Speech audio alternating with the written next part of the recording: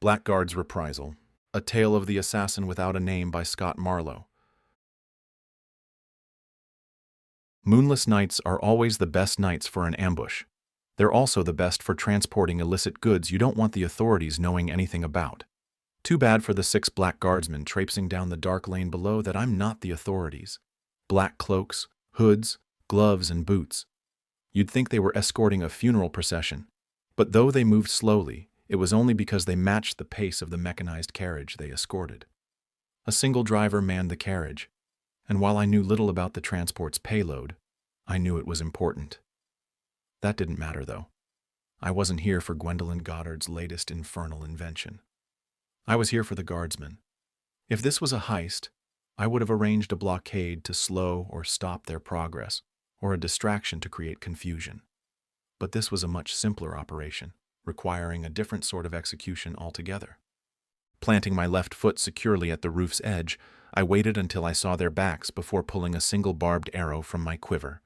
With a practiced motion, I set the arrow on my composite bow, drew the string back, and chose a target. Who died first didn't matter, so I chose the nearest mercenary. Then I took in a breath, exhaled slowly, and loosed. "Gah!" the guardsman cried out as the barbed missile plunged into his back. I repeated the routine, drawing, knocking, aiming, and loosing again, causing a second guardsman to cry out in surprise and pain before the other 4 realized what was happening. Their reaction was swift, practiced, and predictable. 2 took cover behind the still-moving wagon, while the other 2 spun around behind their shields and tried to determine my location. Though there wasn't much to shoot at with their shields in the way, I took aim anyway, loosing a barbed arrow that impacted the intended target with a satisfying thunk. Tossing my bow aside, I leaped from my rooftop perch to land on the top of the carriage. The driver spun around to face me with a club ready, and while I admired his dedication, I still slashed his throat open with one of my long knives. Clutching at the wound, he instinctively tried to stem the tide, but that never worked, so while he died and fell from the carriage, I dropped to the ground to deal with the others. Even with no driver, the carriage kept rolling along, turning precisely at the next street to stay on course. Rounding that corner was just what I needed to keep the 2 pairs of guardsmen separated, so as I engaged the 2 hiding behind their shields, the other 2 gifted me precious seconds by running around the carriage. Fighting 2 opponents instead of 4 made my job easier, but these 2 had the advantage of heavier armor, shields, and better reach with their long swords. The grins on their faces told me they knew it too. Or maybe it was because they knew my best weapons, my long knives, weren't a match for their heavier armor and shields. Imagine their surprise when I didn't reach for my usual blades but drew a sword from over a shoulder instead. Maybe the sword itself didn't surprise them, but the blade's dark course of steel did. Black as night, only the exotic metals of the volcanic steel islands yielded an edge so perfectly deadly. The dark metal was hypnotic, drawing the guardsmen's gazes. No longer grinning, they shook their fascination off and, snarling, advanced on me. One came in with the point of his blade balanced on his shield and ready to jab. The other was less subtle, lunging to deliver a mighty swing. It was nothing to leap to the side, letting them get in each other's way as I swung at the first guardsman's legs. My blade sliced through greaves and into the flesh beneath, nearly taking the man's leg off. While he screamed and crumpled to the ground, the other leaped over him and rushed me. I let him swing at me once, twice, and then I clove one end of his shield off when he raised it to block my attack. Blades forged from rare and expensive Steel Island alloys were like that, and I hoped it wasn't lost on him that I only brought this sword out for special occasions as I thrust the blade into his chest. He died with a moan, leaving me to finish the other with a similar thrust into his back while he crawled away. Not the most dignified way to die, but I wasn't in the mood to grant concessions, especially with the other pair of guardsmen closing on me. They tried a similar double-team tactic, hacking and thrusting with their long swords. But where the other 2 were slow and clumsy, these 2 were fast and skilled, forcing me back with a coordinated barrage.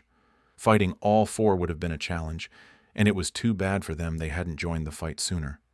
As it stood, these 2 were good, but not good enough. A neatly timed leap to one side as the first guardsman dove in opened him to a killing stroke that I then reversed to catch the other's sword. I let his blade slide from mine, and then we traded blows until the clang of steel rang down the darkened block. As much as I enjoyed the opportunity to shake the cobwebs from my sword skill, I didn't want the carriage to get too far ahead, so I let the guardsman think he had the better of me. When he overextended, I finished him with a swing at his torso, cutting the links of his mail shirt as easily as the flesh beneath. He let out a gasp and died. After wiping my blade clean on his cloak, I ran after the carriage, which was almost out of sight now, leaving 4 corpses and, I hoped, a clear message behind that I was done tolerating the Black Guard. The squeak and whir of gears and other mechanical parts greeted me as I drew up alongside the carriage. The noise created a steady rhythm as it rolled down the avenue and turned once more, even though no one guided it. I might have considered jumping inside and riding it to its final destination, but this was no passenger transport. Lightly armored, with doors locked tight and no windows, Gwendolyn was taking no chances with whatever it carried. I didn't blame her. Ever since I'd passed on the information that she was working with the warders, Elizabeth and Atticus had made her life a living hell, waylaying transports, stealing from warehouses, and even raising a legal stink via Atticus's lawyers over the trading and transportation of illegal and dangerous alchemicals and such. I had no love for Gwendolyn, her faction of the society, or the warders, and if I could help Liz's cause against them, then I was happy to help. But I wasn't here for any of that tonight. Tonight was about something more personal. Some months had passed since my first altercation with the Black Guard, and while there's been plenty of drama, fighting, and words exchanged since then, the simple fact was that they remained sore over the single killing of someone they were charged with protecting. They've been trying to even the score ever since, mainly by killing me, but also by driving me from every one of the fine taverns and wine shops I frequented before I'd run afoul of their obsessive ways. These days, I'm lucky if I get a moment's peace in a dive of an establishment while I drink watered-down mead from a wooden cup. I've lived on both sides of the road, so I can say unequivocally that I prefer the sunnier, wealthier side. A reckoning between myself and the guard was inevitable, so I gave them the courtesy of an ultimatum with a generous deadline of 2 days. Get out of Alchester or else. In hindsight, perhaps 2 days were not enough time, given the logistics of moving an entire company of mercenaries. However, the deadline had passed a week ago. Despite that, they'd shown no signs of packing, let alone leaving. Enough was enough, I figured, so here I was, making my threat real. It was past time to put an end to this blackguard annoyance once and for all. Information about the timing, location, and the carriage's route had cost me, but my trade paid well, so coin was never a problem. The source, however, had been questionable, so I was glad to see the logistics were accurate, especially as the carriage left the sleepy streets of Grangertown behind to pass through the winding lanes of West End and finally to the Manchester Borough, where it rolled up to the service entrance of an exceptionally large manor. My source had identified the place as belonging to one Thaddeus Seppert, a rich lordling with strong mercantile relations and a rumored communication channel to the king himself. Rich, powerful, and someone who boasted of having the king's ear? No wonder Gwendolyn was so interested in delivering something of value to him. With the carriage approaching the house, I kept my distance, melting into the shadows as guards opened a gate to admit the transport. The lack of a driver and accompanying guardsman was likely to cause a stir, but with the safe arrival of the carriage's contents, there was no reason for anyone to suspect further mischief. Oh, how they were wrong. Making my way around the manor, I snuck onto the grounds of a house 2 doors down where all was dark. As part of my preparation for tonight's escapade, I'd learned its residents were currently out of town. Servants had been dismissed or traveled with them, leaving the place quiet, empty, and the perfect place for me to stash my weapons and change clothes. Hopping over the manor's decorative wall, I found the bundle I'd stashed on the property right where I'd left it earlier that day. At the back door, I fiddled with the lock for longer than I liked, but I finally got it open. Inside, I quickly changed, leaving all but the smallest of knives on my person, just in case. Then, retracing my steps, I returned to Lord Thaddeus's house, where I entered the manor with all the splendor of a person befitting my disguise. "You!" a man yelled at me from the other side of the kitchen. He rounded a table where porters busily sliced shallots, chopped garlic, and peeled potatoes. Across from them, sauciers worked magical wonders, mixing sauces and preparing the evening's hors d'oeuvres, while beyond them, tongues of flames rose from a stove as chefs seared delicate meats and fish. The tantalizing aromas of the place were delightful. The expression on the approaching man's face was not. Too late to disappear, I placed one hand behind my back, puffed out my chest, and, as the man stopped right in front of me, asked, "How may I be of service, sir?"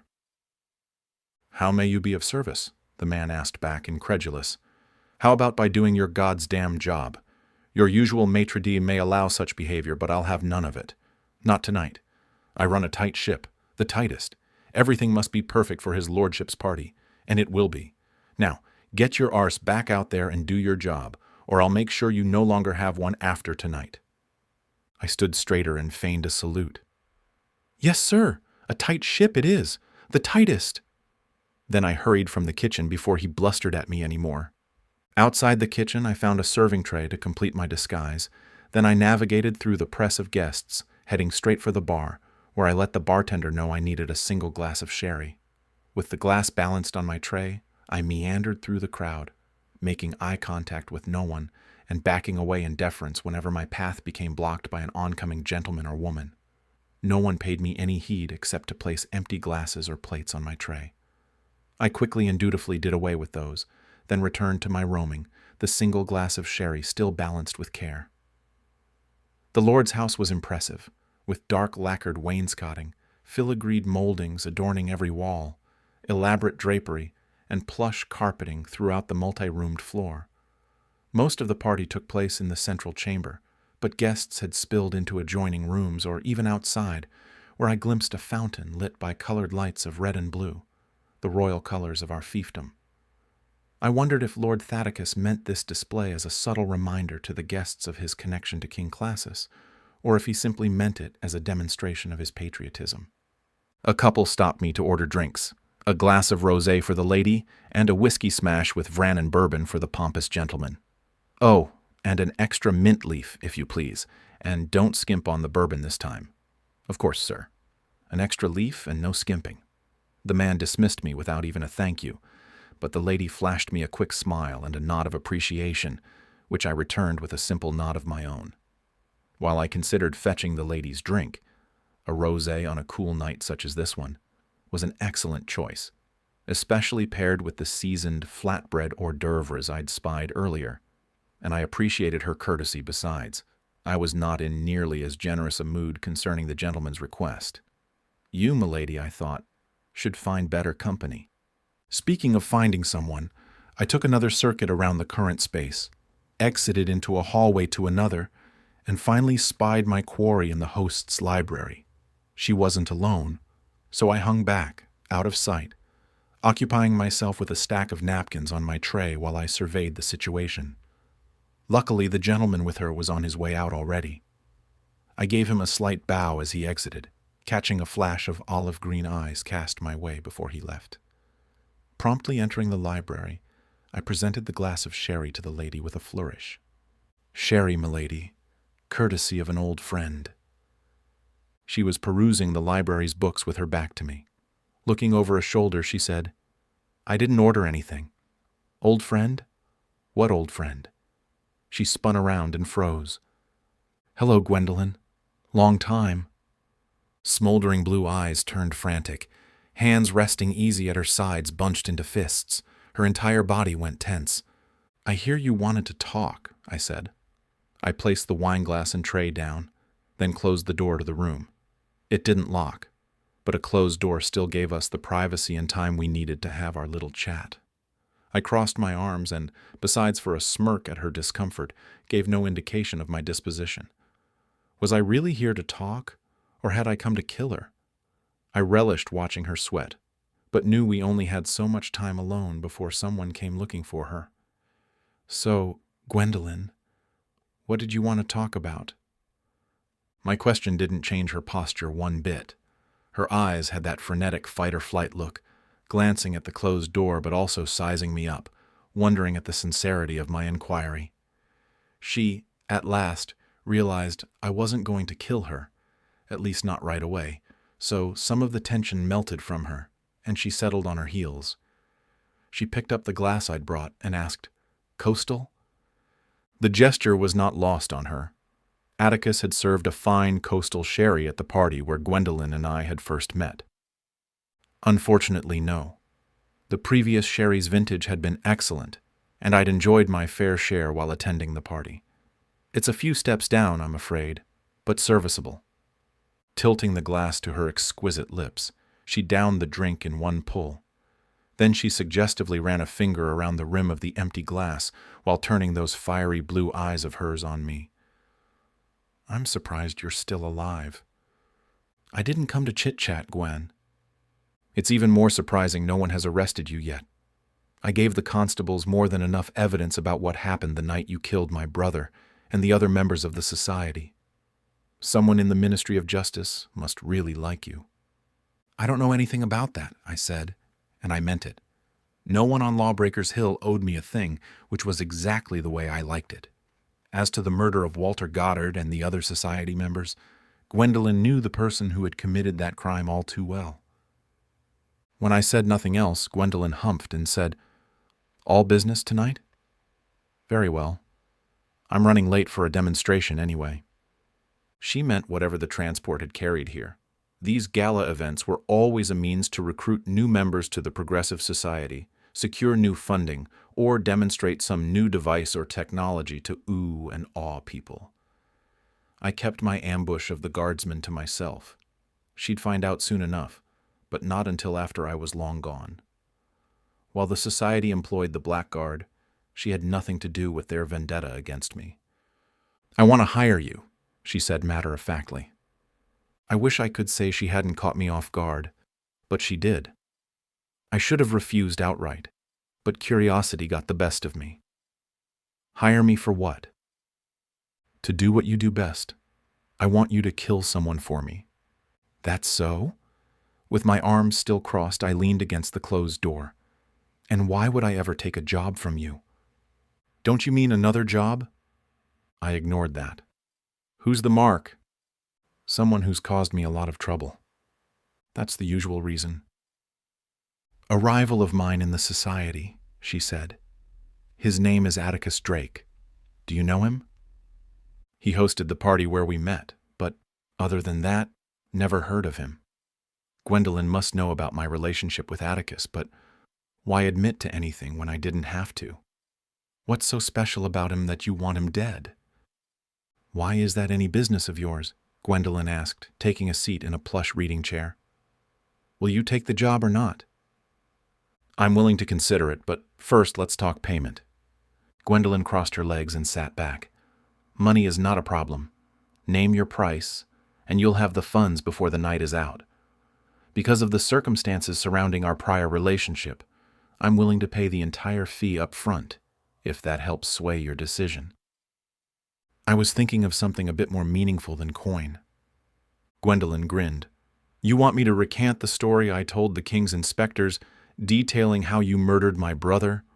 "Actually, no. You said it yourself. The Ministry of Justice doesn't seem interested in pursuing that." I knew as much as Gwendolyn about the reason. Although I initially suspected Inspector Wright had something to do with it, I'd changed my mind. The inspector was too much of a straight arrow to look the other way, especially where murder was concerned.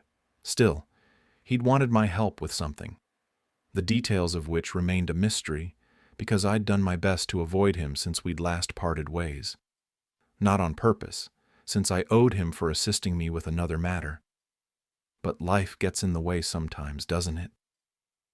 I knew I'd have to pay him a visit eventually, but right now, other matters took precedence. I have something else in mind. She sat up straighter, curious. "Such as?" "The Blackguard works for you. I want them off my back. No more searching the city for me. No more harassing me at every turn. No more trying to kill me. If you can do that, then I'll take the job, but only after I've seen for myself that they'll listen to you." Leaning back again, Gwendolyn crossed her hands in her lap. That fantastic smile never left her lips. "Consider it done." Just like that? I asked. Just like that. Give me some time to speak to Captain Belford. Once I do, I'll have him spread the word amongst his men immediately. When can I expect to hear of Mr. Drake's untimely demise? After I'm satisfied the Blackguard is no longer interested in me. Shall we say in a week, then? She asked. A week it is. I thought we were done, but Gwendolen clinked a fingernail against her glass and said, There's one more thing. I raised a brow and waited. You have something of mine. I want it back. No negotiation this time. This was a demand, plain and simple. You mean Erevar Tilwood's scroll? No point in denying I knew about it since I was the one who'd killed Erevar and taken it from him. I don't have it. I know you don't, Gwendolen said, but you know who does. Whether your thief friend still has it, or if she loaned it to Atticus, I don't know or care. It belongs to me. If you need more incentive, consider its return part of our deal. If the scroll is not in my possession by the end of the week, I turn the Blackguard loose on you again, and our deal is off. I didn't have an answer about the scroll. When I said I didn't have it, I meant it. But Gwen was right. I knew who had it and how to get it. For now, agreeing to her terms was enough. I'd deal with the details later. Fine. A knock at the door presaged the arrival of a steward, who stuck his head into the room to address Miss Goddard. Ma'am, you're wanted outside. Something about a problem with a delivery. I'd retrieved my tray before the steward had the door half opened. I lifted Gwendolen's empty glass and placed it on the tray. Another sherry, Miss Goddard? She was more concerned with her delivery now, so she waved me away as she stood and went to follow the steward. Before leaving the room, she turned back to me and said, 1 week. Then she was gone. I followed in her wake, ditching the tray as I slipped out the back door and returned to the nearby manor to change clothes and retrieve my weapons. As much as I wanted to witness Gwendolen's befuddled reaction to her transport arriving intact, but without a single guard as escort, I had other business, ironically enough, with the man Gwendolen wanted dead. Atticus Drake's manor wasn't far, but out of an abundance of caution, I took a circuitous route to get there. Gwendolen hadn't called off her Blackguard watchdogs yet, and other forces were at play besides, none of which I wanted following me to Mr. Drake's house. Out of habit, I skulked past the manor, observing the sparse lights within and the quiet settled over the property. Since nothing seemed untoward, I went to the back, climbed the wall, and snuck through Atticus's modest garden before stopping in the side yard. Given my assassin's attire, it wouldn't do to use the front door, so I climbed a tree growing close and gained the roof with a quick leap. From there, I found an unlocked window and was soon inside, where all was dark and quiet. I'd been here before, so I headed straight away for the study, where I found Atticus seated at his desk. Elizabeth was there too, leaning against a table with her arms crossed. Like me, she was dressed for nocturnal events. About time, she said, grinning. I lowered my mask. Sorry. I had some other business that ran longer than expected. Liz knew better than to ask about details. She learned when we were an item that it was better not knowing. Thomas, Atticus said, rising and coming around his desk. It is good to see you again. Elizabeth arrived only a short time ago. We've been catching up, so you haven't missed anything. We shook hands. Thomas was the alias I'd used when Atticus and I had first met. He continued to use the name because I'd given him no other. I figured it was as good as any until it had outlived its usefulness. Sorry about the unannounced entry, I said. Atticus waved my apology away. One cannot be too careful these days, so I understand. If you'll follow me, I think we can get started. Our previous conversations had always occurred in the study, so I was a little surprised when Atticus led us to the outside hall, down a flight of stairs, and to a narrow door at the rear of the house. The door was triple locked, so while Atticus pulled out a ring of keys from a vest pocket, I said, Can't be too careful, eh? Precisely, Atticus said, especially with what's behind this door. I exchanged a glance with Liz, who looked just as intrigued. The fact that she'd been working closely with Atticus and still didn't know what was on the other side was surprising, but it must mean that whatever it was damn important. With the third and last lock undone, I expected Atticus to reach for the knob. Instead, he placed a single hand on the door's surface and whispered a handful of unintelligible words. Sigils lit up beneath his hand, then their light faded, and finally, Atticus pushed the door open. A draft of cool basement air assaulted us. I exchanged another look with Liz. Then we followed him down a narrow stair. As we descended, the atmosphere became dense and pungent, with an odd mixture of flowery fragrances and the acrid scent of alchemicals. "You've been busy," Liz said, echoing my thoughts as she swept into the room ahead of me. Alchemical lanterns evenly spaced throughout the chamber revealed a work area, the like of which I'd never seen before. Part alchemist's foundry with crucibles and alembics, part tinkerer's atelier with spanners and bins full of parts, and, I dare say, part sorcerer's sanctum with open books marked by runes, and finally, something that had caught my eye immediately. A Stilson's orb, hovering at the room's center, spinning in place and crackling with the same nightmare-inspiring dark energy I had hoped to never see again.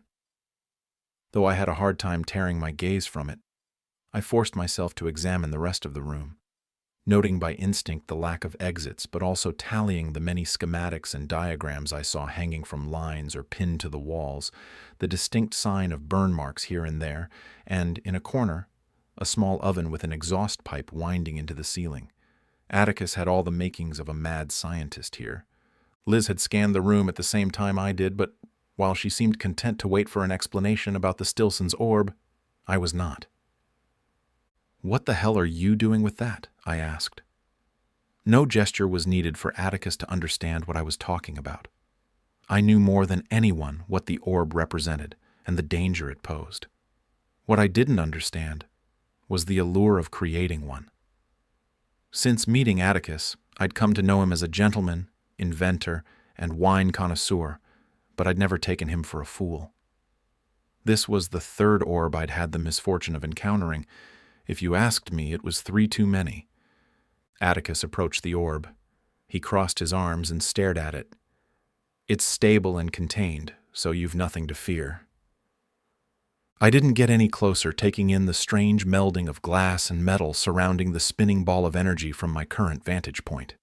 One of Gwendolyn's engineers, who I'd shared an adventure with not too long ago, had called such an apparatus a dilutive containment sphere.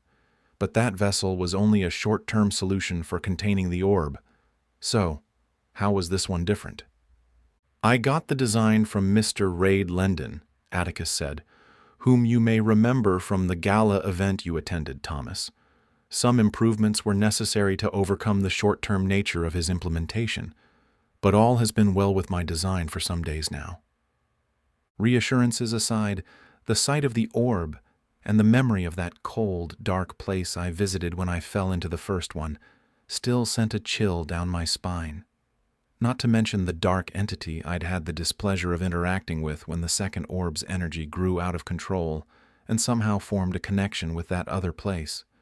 We'd managed to shut that one down and sever the link, but I was ever mindful of another such situation, where some mad inventor's experiment gone awry inadvertently reopened the portal and let that thing into our world. I survived those previous episodes, but some others, Gwendolyn's brother, for one, who I suspected must have been delivered there by his sister's machinations, hadn't been so lucky. There are merciful ways to die, but that isn't one of them. "Why is it here?" I asked through tight lips. "Is something wrong, Thomas?" Atticus asked. "You seem alarmed. I can assure you you are quite safe." Liz sauntered over to us. She knew how I felt about the subject, so I was grateful for her seriousness. "He never told you about his trip into one of those things?" Atticus raised a skeptical brow. "You can't be serious. There is no traveling into a Stilson's orb. Contact with one will kill you as sure as a knife to the heart, but not nearly as quickly. Unless you mean... Ah, I see now. You're talking about the Jackery's Horizon dichotomizer. Now that would take you somewhere. But one trip would likely be enough, and I imagine you'd never want to do so again." "Exactly," I said. The presence of the dark entity remained unknown to Liz and Atticus, and while I had no reason not to tell them about it, seeing another orb so close did not make me want to revisit those memories, so I kept that to myself for the time being. Atticus hadn't answered my question, so I asked again, "What's the orb doing here?" "More to the point," Elizabeth said, her hand sweeping across the room's expanse. "What is all this?" "The sanctity of my home is the only place where I can ensure Ms. Goddard's spies inside the society cannot see what I am working on. Some weeks ago, you entrusted me with a certain parchment, the contents of which at the time were a mystery. Everything you see in this room has played a part in my investigation of the scroll's contents."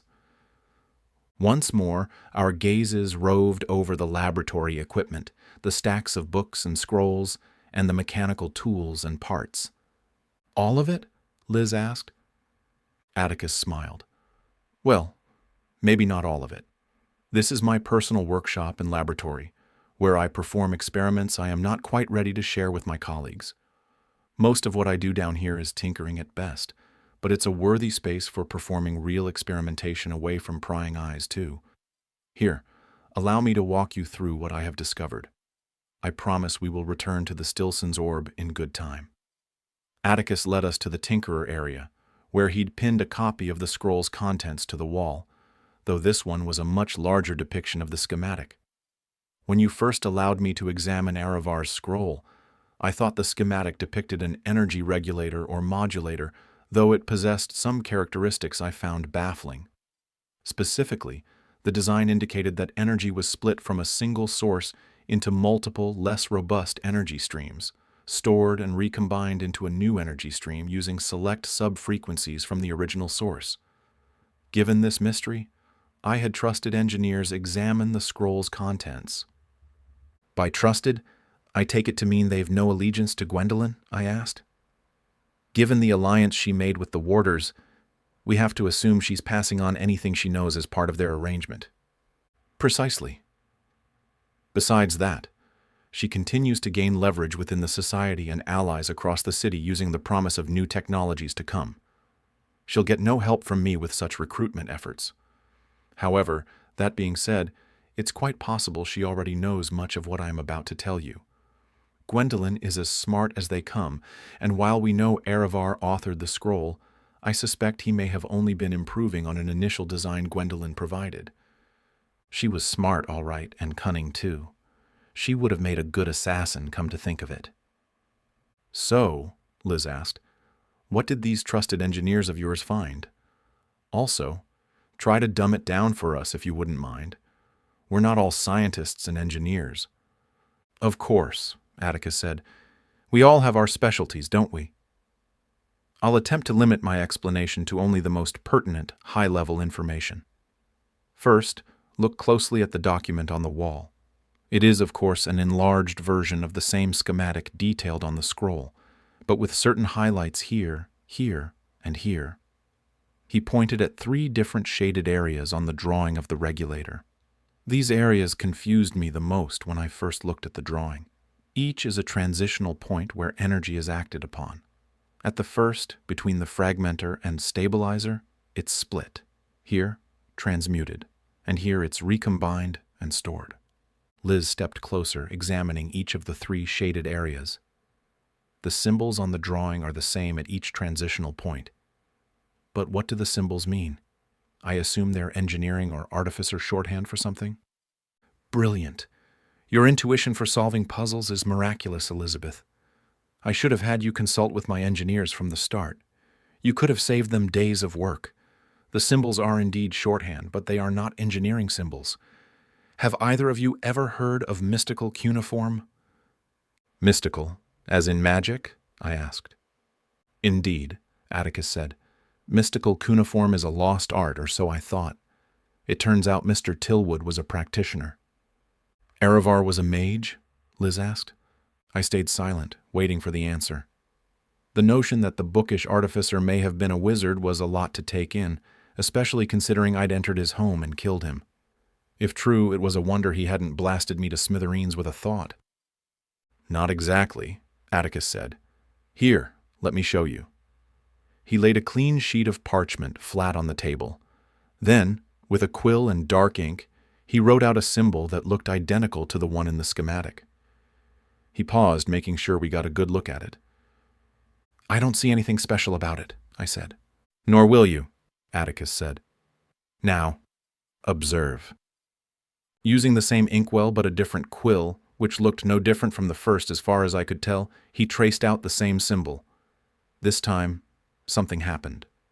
As he wrote, the quill glowed a soft amber color. The character, too, faintly at first like the quill, but soon the symbol shone so brightly, I wondered if the sheet of parchment was about to catch fire. Light rose from it like a small blaze, but no heat emanated from it. What did come from it was another sheet of parchment. The space above the light shimmered, and then it was there, floating in place before lazily settling downward. With a deft hand, Atticus snatched the sheet from the air and held it up for us to examine. The light from the character slowly diminished until it was dark and lifeless once more. "It is nothing more or less than a fresh sheet of parchment," he said. He waved it about. "There is nothing extraordinary about it, except it shares a link to the original document via the magic symbol I wrote." I touched my index finger and thumb to the new parchment, confirming his statement. Once Liz had done likewise, Atticus said, "Now, watch this." He jotted down a meaningless squiggle on the new parchment, then settled it on top of the original. Beneath it, the rune began to glow again. Then, with a flash, the magically generated parchment vanished. "Where did it go?" Liz asked. Atticus held up a finger and smiled. I noticed a ring on the finger he held up. He touched the ring to the symbol on the original parchment, and just like that, the magically generated parchment reappeared, squiggle and all. "The sheets are referred to by the layman as a stacked parchment," Atticus said. "In technical parlance, a sheaf parchment. As one might imagine, the mechanism has certain benefits, including content density, portability, and others." I knew we had recruited certain arcanists to work alongside our technologists on the concept, but I did not know until I discovered the scroll's symbols that they'd gone well beyond even the prototype stage. No doubt Ms. Goddard kept their progress secret from me and the others on purpose, so no one guessed she hid information from us. Now, allow me to put all this into context. He walked to one corner of the room, where I spied a wall safe. Atticus opened it with a key, reached inside, and returned carrying a locked chest. A lock inside a lock. Atticus was taking no chances. He deposited the container on the table. Once open, he lifted Erevar's scroll from it. As he unfurled the parchment, placing weights at each corner, I saw the artificer's wax seal at the corner, so I knew this was the original. Atticus touched his ring to a symbol he'd pointed out earlier on the larger scale drawing. Nothing happened. No glowing symbols. No magical parchment appeared out of thin air. Nothing. Removing the ring from his finger, he held it up for us to see. "This is a key. Like any key, it only works on a specific lock." He lifted the quill with his other hand and held the two next to each other. The ring, or key, and the quill, or lock, complement each other. He placed both on the table. When Erevar created the schematic, he used a special quill not unlike this one to write those specific symbols. That quill is linked to its own key. Without the key, we'll never know what additional secrets Erevar hid within the confines of this sheaf parchment. Crossing my arms, I thought back to the night I'd entered Erevar's house. I'm sure he wore at least one ring, but nothing stood out to me. I wasn't a thief, so I rarely paid attention to a mark's valuables unless the client asked me to make the job look like a robbery, which happened sometimes. This job, however, had been a straight assassination, with no special instructions other than to retrieve the scroll. "The key," I asked. "Can it take some other shape or form?" "Indeed," Atticus said. "The key complementing the quill Erevar used could take any form. Perhaps a ring, a pendant, or maybe not jewelry at all, but something more utilitarian, like a seal." "Or a spoon?" I asked, only half joking. Artificers, scientists, and alchemists were an odd bunch as far as I was concerned, so who knew? Atticus smiled. "Unlikely, but not impossible. Do you recall anything special either on Aravar's person or his desk? Not that it matters. Whatever it is, it's unlikely it's still there. Liz flashed Atticus a questioning stare. As you already know, Aravar's scroll is important to many individuals and factions across Alchester. For one, there are the Warders, who hired Thomas to steal it from Aravar. Also, the Jackery, who stole it from Thomas. Then there's me, who hired your guild, Elizabeth, to procure the scroll. Last, there is the person who commissioned Aravar to create the schematic. Gwendolyn Goddard, Liz said. I'm really getting tired of hearing her name. You think Gwendolyn has the key? I asked. It made sense. She knew better than anyone what the artificer worked on, not to mention she may have been the only one up to this point who knew about the sheaf parchment. Plus, she had access to Aravar's house after I killed him. Due to some odd legal arrangement, ownership of Aravar's home had fallen to the Progressive Society, whereupon Gwendolyn had promptly handed it over to the Black Guard for use as an officer's barracks. But you can bet Gwendolyn had Aravar's study picked over before she'd handed the manor over to anyone. Anything valuable, especially the key, was long gone. Atticus nodded. It seems likely. She alone knows the true nature of the scroll and the hidden information it contains. It's a wonder she hasn't made more of a play for it. It's one reason I keep it under double lock. Speaking of Gwendolyn, I said, I went to see Miss Goddard before coming here. She got word to me a while back about wanting to talk. I was curious to hear what she had to say, so I finally obliged her. And? Liz asked. Well, for one, she asked me to take a job. Oh, really? I assume you told her to shove it up her... Not exactly. Whether or not I take the job depends on certain conditions, like Gwen getting the Black Guard off my back. But assuming she follows through and makes that happen, she wants me to kill one of her rivals in the Progressive Society. And who might that be? Liz asked. Mention of the society piqued Atticus's interest. He stared at me, so I returned the gesture, locking my gaze with his. I had nothing against Atticus, but I rarely had anything against any mark. A mark's a mark, as assassins say. But I hadn't taken the job yet, so Atticus had nothing to fear. Atticus Drake, I said. Liz laughed out loud. You're not serious. Her laughter faded and died away completely. Oh, you are serious. I told Gwendolyn I'd get back to her once I saw proof the Black Guard had lost interest in me. Liz cleared her throat. But even if she gets them off your back, you're still not taking the job, right? When I didn't say anything right away, she asked again with some alarm. Right. Meanwhile, Atticus's gaze hadn't left mine, thickening the tension between us. Finally, I said, Of course not. Liz let out an audible breath. Looking away, Atticus smirked and said nothing. With our brief stalemate over, my gaze strayed to Liz. What happens when it's time to pay my end of the bargain is something I'm still trying to figure out, but in the meantime, I get a reprieve from those damn mercenaries hunting me high and low. I brought up my meeting with Gwendolyn for another reason. As part of the deal, she asked for the scroll back. This is the first time she's even hinted at wanting me to return it, so I wonder if her alliance with the Warders has something to do with her request. If it does, it wouldn't be the first time the Warders have asked for it, Liz said. One of their imperators, Phalafogus, asked too. Right, I said. Phalafogus was dead, so he'd only had the chance to ask the one time. But the Warders were an organization of indeterminate size, with plenty of exactors, compulsors, imperators, and supposedly even a supreme leader they call a primus. They're secretive, so it's hard enough determining the rank-and-file's identities, let alone the leader of the organization. I see why you have the scroll so well secured, Liz said. Indeed, Atticus said, furling the scroll up and returning it to the locked chest and the safe. With that done, he said, the fact that so many are looking for the scroll speaks to its importance, but we'll never know what else it contains without the key. My guess is Gwendolyn not only took the key from Aravar's study, but that she keeps it close always. Probably on her very person. Liz crossed her arms and smirked. So, is that why you asked me to come tonight? You want me to steal the key from her? You know I delight in seeing you, Elizabeth, but your supposition is correct. I'm afraid we are at an impasse until we can unlock the additional sheets contained in the scroll. It will take some time, Liz said, I'll need to determine if she has it first, then where she keeps it, and last, how to get it. You have no idea what the key is? Atticus sighed. None, unfortunately. But I know someone who can help. A trusted friend created my quill and ring. I can send you his way for a consultation. He may be able to shed some additional light on the situation and give you somewhere to start. That was all agreeable to her. With nothing left for the three of us to discuss, we went upstairs.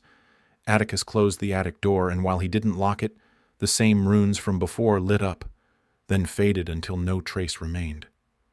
Since neither myself nor Liz was dressed appropriately to leave by the front door, we found a window at the back of the house that led out into shadow. I let Liz know I'd catch up with her later as I stayed behind to discuss one last thing with Atticus. I sat on the window ledge with cool air drifting into the house behind me. You know they'll come for it, don't you? Atticus looked confused. Who? Everyone. He nodded knowingly at that. First, they'll need to figure out I have it, but if they do, they'll find me and Samuel ready and waiting. The warders tried to kill us once and failed. Don't forget that. As for Gwendolyn, the fact that she wants to hire you to kill me tells me she isn't ready to move against me herself. Not yet. Don't forget about the jackery. The priests want it too, and when they figure out who has it, they won't ask nicely. I wanted to ask if he or Liz had made any progress determining the objectives of the jackery or the warders, but it was already late and getting later, so I bid Atticus good night and slipped through the open window. Outside, I heard the window close and the lock turn. Then I was away, leaving the same way I'd come. I moved fast, staying hidden as I passed through the gaudy estates of the Manchester borough to the smaller residences of more modest neighborhoods, until I found myself amidst more familiar surroundings. Chester Borough was near, but given the late hour, I saw no point in checking in on my sister. She was likely asleep, and it's not like my visits involved knocking on her front door, greeting her with a big hug, and spending the evening drinking tea while we caught up. Me and Olivia hadn't spoken in some years, mostly because I never visited, but also because she thought I was dead. It was not the most ideal arrangement since family should stick together, but it kept her safe and allowed her to live as normal a life as one could hope. I passed through several more sleepy boroughs until I reached Lowtown, where travel by rooftop was faster and less conspicuous. From there, I navigated the maze of tarred surfaces, steaming pipes, and smoking chimneys, leaping from rooftop to rooftop all the way to the Shambles, where I kept a small rundown place in a similarly rundown tenement. The Shambles was a rundown sort of district, so it fit. After a quick change of clothes into something more comfortable, I grabbed a bottle of wine I'd left chilling and a glass and headed for the tenement's rooftop. No one went up there, allowing me my privacy. I'd love to say it had a pleasant view of the city, but it didn't. Still, it was better than sitting in my small room with the walls squeezing me. On the roof, I was pleasantly surprised to find no one had stolen my chair or tossed it to the street below, so I poured myself half a glass, leaned back, and put my feet up. We were deep into autumn, with crisp temperatures during the day and crisper ones at night. My trade demanded I work in all conditions and at all times of the year, and I found the cool night air refreshing after all the running around I'd done this evening. Swirling my wine, one of the last bottles of Syrah I'd received from Abelard per our new arrangement, I indulged in the exquisite smell of blackberries and pepper that delighted my senses before drinking deeply. I had just poured myself another half measure when the door to the rooftop opened, and out popped a young lady. Seeing anyone up here, let alone a teenage girl, was rare. She hadn't seen me, and with my curiosity piqued, I stayed still and quiet to see what she was about. Sniffling, her head hung low as she walked straight to the roof's edge. I thought she meant to jump, but she only stood there mewing. She let out a quiet sob, then wiped tears from her eyes with a sleeve. I had no desire to see her jump, so I figured it was probably better to say something now rather than after it was too late. Jumping isn't the answer, I said quickly and evenly, hoping I didn't startle her. Her head shot up and her gaze darted my way. I recognized her now. Deep blue eyes, sunken cheeks, and an otherwise gray demeanor. The girl from the 5th floor. The closest I'd come to meeting her had been when she'd opened the door to her apartment while I'd passed by on my way out. She'd slammed the door closed as quickly as she'd opened it, and that had been that. But I'd seen her a few times since, oftentimes while one of us was coming or going. While I was always open to striking up conversations and meeting new people, Shamblers didn't appreciate such niceties, so I'd done nothing more than give her a curt nod. Each time, she'd met such gestures with a quick duck of her head before scurrying away. Now, those strikingly deep eyes of hers, even red-rimmed from crying, bored into me. It seemed she had no desire to engage in conversation, so I wondered if she meant to scurry away like she'd done those other times. But so far, she showed no signs of leaving. "What I mean to say," I said, figuring I should say something more, "is that if you're trying to kill yourself, jumping from a rooftop isn't the best way to go about doing it. I know it seems like it will work, and it might, but it's often imprecise and can get messy if you don't land right." She looked with some surprise at where she stood, as if not realizing she'd walked so near the edge. Carefully, she stepped back from oblivion. I wasn't going to jump. "She speaks. I was beginning to wonder. If you're not here to jump, why are you up here?" She wiped at her eyes again and sniffled. "I could ask you the same thing." I held up my wine glass and gave it a swirl. "Just enjoying a glass or two. Why not do that in a tavern?" "Oh, I do, more often than not. Tonight, though, I wanted some quiet time before calling it a night. What about you? I couldn't help but notice you were crying. Boy trouble?" She glowered at me. "Why do men always assume it's trouble with a boy, when maybe I'm having an actual real problem?" I opened my mouth to answer, but she kept on before I could speak. "I came up here to think. It's quiet." Her stare lingered on me, most of the time. Apparently, I was the one intruding on her space and not the other way around. If not boys, then what's the problem? Whatever the answer, it was none of my business, so I wasn't sure why I asked. Maybe she reminded me of my sister, who had been about this girl's age when we had fled for our lives from our parents' murderers. We would have been next if we hadn't. I doubted this girl's problem was anything so serious, but some part of me wanted to make sure. No one should have to go through what Olivia did, especially alone. She didn't answer, but crossed her arms and looked away to stare across the dismal cityscape of domes and towers. She wore only a simple homespun gown, dirty and tattered at that, so I knew she hadn't planned this sojourn to the rooftop. Turning her gaze on me again, I wondered if she was about to explain when she shook her head and said only, "It's a long story." Then, before I could say another word, she spun around, mumbled an apology for disturbing me, and went back inside. I pondered what might have brought her up here for a few more moments before the next swallow of my Syrah made me forget all about her. The vintage really was exquisite. I might have to purchase more bottles from Abelard just to keep my monthly delivery coming. That, however, was a problem for another day. I jammed the cork back into the bottle, swirling what wine remained as I returned to my room. I had an early morning appointment with a certain King's inspector, and I wouldn't want to keep him waiting any longer than I already had. "Nice of you to finally show," Inspector William Wright said, greeting me with a wave of a breakfast sausage he'd skewered with his fork. "This is what? Our third appointment? All set and confirmed by you, I might add. So much for getting back to me in a few days." "More like a few weeks."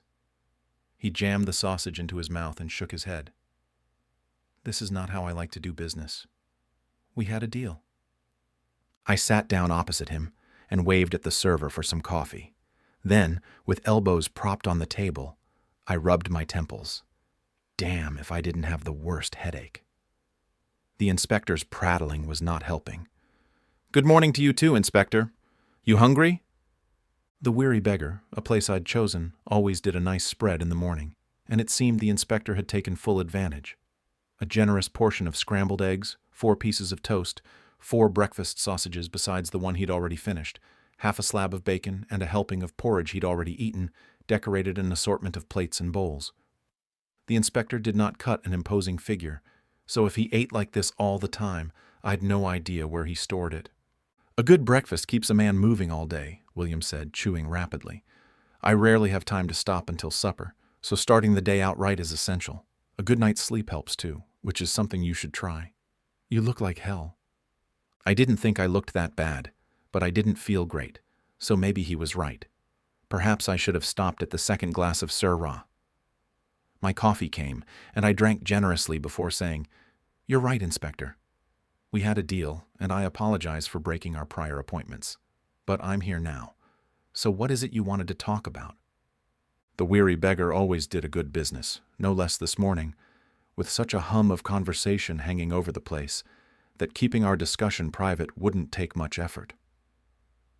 "I would have preferred we meet in my office," Inspector Wright said, deftly attacking another sausage and jamming it into his mouth. "But I'll take what I can get." He took a sip of coffee, then he leaned in. "The matter I wanted to discuss with you will have to wait since more pressing matters are at hand. What is the nature of your relationship with a woman named Gwendolyn Goddard?" Mention of that woman's name so early in the morning threatened to make my head feel worse, so I only stared back at him with a blank expression. "Or perhaps you know her as Gwendolyn Morgan, though she hasn't used that name since her husband passed. Murdered, actually. You wouldn't know anything about that, would you?" "Nothing about the murder, I'm afraid," I said, which was a lie since I was the one who'd done the murdering. "But I know Ms. Goddard. We have a relationship I would describe as unique." "Why do you ask?" "Because she accused you of a different murder, the murder of her brother." "Me? That's preposterous." I sat back, wishing I'd kept my voice down as the echo reverberating inside my skull made my headache swell, right when I hoped it might start subsiding. I lowered my voice and said, "I've never done such a thing in my life." William humphed. "She says you not only took out her brother, but a handful of notable members of the Progressive Society, too. Also, you set fire to her brother's house to cover it up. I'll admit evidence was scarce, but not too scarce for a king's inspector." "Oh? What did you find?" "Enough to exonerate you and cast suspicion on Ms. Goddard." I waited, intrigued to hear more.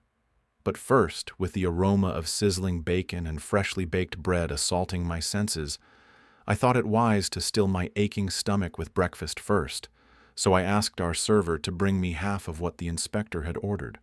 While I told her how I wanted my eggs, Wright attacked his bacon, crunching away at it with a satisfying grin. "The breakfast here is quite good," he said. I sipped my coffee. "You were saying how you suspect Ms. Goddard of the murders?" "And how I don't suspect you," Inspector Wright mumbled between bites. The entire incident struck me as strange right from the start. Not much was left of the house, and we never discovered any bodies, burned or otherwise. I questioned Ms. Goddard quite extensively about the fire and her accusations.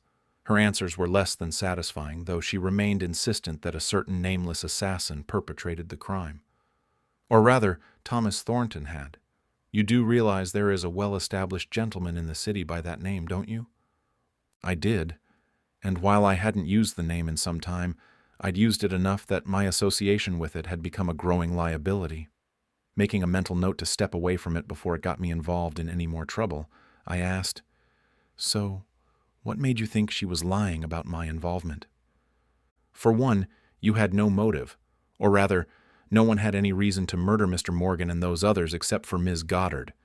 So, unless she hired you to kill all of them, I don't see how you're involved." "She didn't hire me," I said. "But she might as well have, considering she'd tricked me into acquiring the murder weapon and delivering it to its intended victims." Wright took a drink and nodded. "Besides that, I did some looking into her past. Reynold Morgan was not her first husband, for one, which might mean nothing, except her previous husband also died under odd circumstances." "Another murder?" "Not exactly. A laboratory accident with no witnesses. Ms. Goddard was the only one who provided a statement. It's thin, I know, but I found some other oddities which I'm still looking into that cast suspicion on her. Suffice to say, the lack of any bodies, the house burning down, and Ms. Goddard's near-obsessive accusations against you raised enough suspicions that I thought I'd see if you had anything to add." I considered my answer. Even though Inspector Wright knew what I did for a living, He had given me a free pass. I wasn't sure why, nor was I inclined to ask, lest I somehow jinx myself and lose that privilege. But I also didn't want to say too much and incriminate myself. I decided to keep it simple. For all of Wright's forthcomingness and leniency, I had to remember he was still a king's inspector, with all the authority that came with such a position. He could have me in irons and put to the question with a word, though he'd have to catch me first. Still, no point in giving him a reason to chase me. "I've nothing to add," I said, "other than I'm innocent, of course." Inspector Wright rolled his eyes. Mostly finished with his breakfast, he leaned back with his steaming mug in one hand. "You mean to say I've been waiting weeks for you to tell me absolutely nothing? Remember, we had a deal. Maybe not about this, but I help you and you help me. Those were the terms. Besides, I think if you had information to help exonerate you, you'd want to provide it." As I remembered it, our deal called for me to listen to what the good inspector had to say. Nothing more or less. I'd done that, so I considered bidding the inspector good day, but the server arrived with my breakfast just then. Considering how famished I was, I forgot all about leaving and tucked in. I didn't look up until I'd devoured half my eggs, toast, and most of the bacon. Meanwhile, Inspector Wright nursed his coffee and waited patiently for me to say something. His expectant stare finally wore me down. "I'll tell you a story, Inspector," I said, mopping up eggs with a piece of toast. "Mind you, it's only a story." "Fine," Inspector Wright said. "Just a story. I'm listening." "This is about a gentleman who, by happenstance, meets a distraught widow at a party. This gentleman, doing what gentlemen do best, offered to assist the widow because he thought she was in legitimate peril. I won't bore you with the details, but the widow, who I'm sure you can guess is Ms. Goddard, deceived said gentleman and used him to help murder her brother and his associates. The gentleman, of course, had nothing to do with the murders. Those were all done by Ms. Goddard. But it's a fine line between observer and perpetrator sometimes, isn't it? So, said gentleman prefers to remain inconspicuous on this matter and would never consider acting as a witness in an official tribunal." Inspector Wright's expression turned thoughtful. Then he said, "I suspected as much, though it's good to hear it all the same. As I said, I had my suspicions about Ms. Goddard's statement and her involvement." "So, when do you plan on arresting her?" "It's not that simple. Besides a lack of evidence, all I have is your word against hers, and you've already said you aren't willing to make an official statement. There's also the fact that Ms. Goddard has friends in the highest places. King's inspectors had made arrests on much less, but I kept that to myself. Instead, I asked, how high? I knew Gwendolyn had deep connections throughout Alchester, but not how deep, so I was genuinely curious. Not so high she can reach the king, but she has her hooks in some of his innermost circles. Many within those inner circles feel the technological advancements Ms. Goddard and her progressive society bring to the table have the potential to set us above the other fiefdoms for decades to come, in terms of economic development alone. Then there are the potential military advantages. Ms. Goddard has played the game well. Dislodging her from her perch will take some effort. That's one reason the king asked me to begin this investigation. Rumors abounded about Inspector Wright's relationship with King Classus. Though no one had put the finger on its exact nature, it remained the leading suspicion regarding how the inspector had achieved such a prominent rank while only in his early 20s. Rumors also said he'd solved a particularly thorny case for the king that had baffled everyone else, so he'd earned the promotion. However, I didn't understand what aspect of this case had piqued the king's interest, so I waited for Inspector Wright to explain. King Classus is concerned, shall we say? Not so much with Ms. Goddard or even with the Progressive Society, but with those Ms. Goddard has recently aligned herself with. So, we get to the crux of it. The warders, I said. You're all caught up then. I only learned about that myself a short time ago. William placed both elbows on the table and leaned in to speak. A mysterious bunch. And while I've no qualms about bringing them in for questioning, I can't risk tipping my hand. In my experience, the best way to lose sight of a secret society is to let them know they're under investigation. They'll scurry into such deep cracks and crevices, I'll never find out what business they have in Alchester. I can help with some of that, I said, but not here. Inspector Wright nodded. I was hoping you'd offer. In fact, that's one reason I've been so eager to meet with you.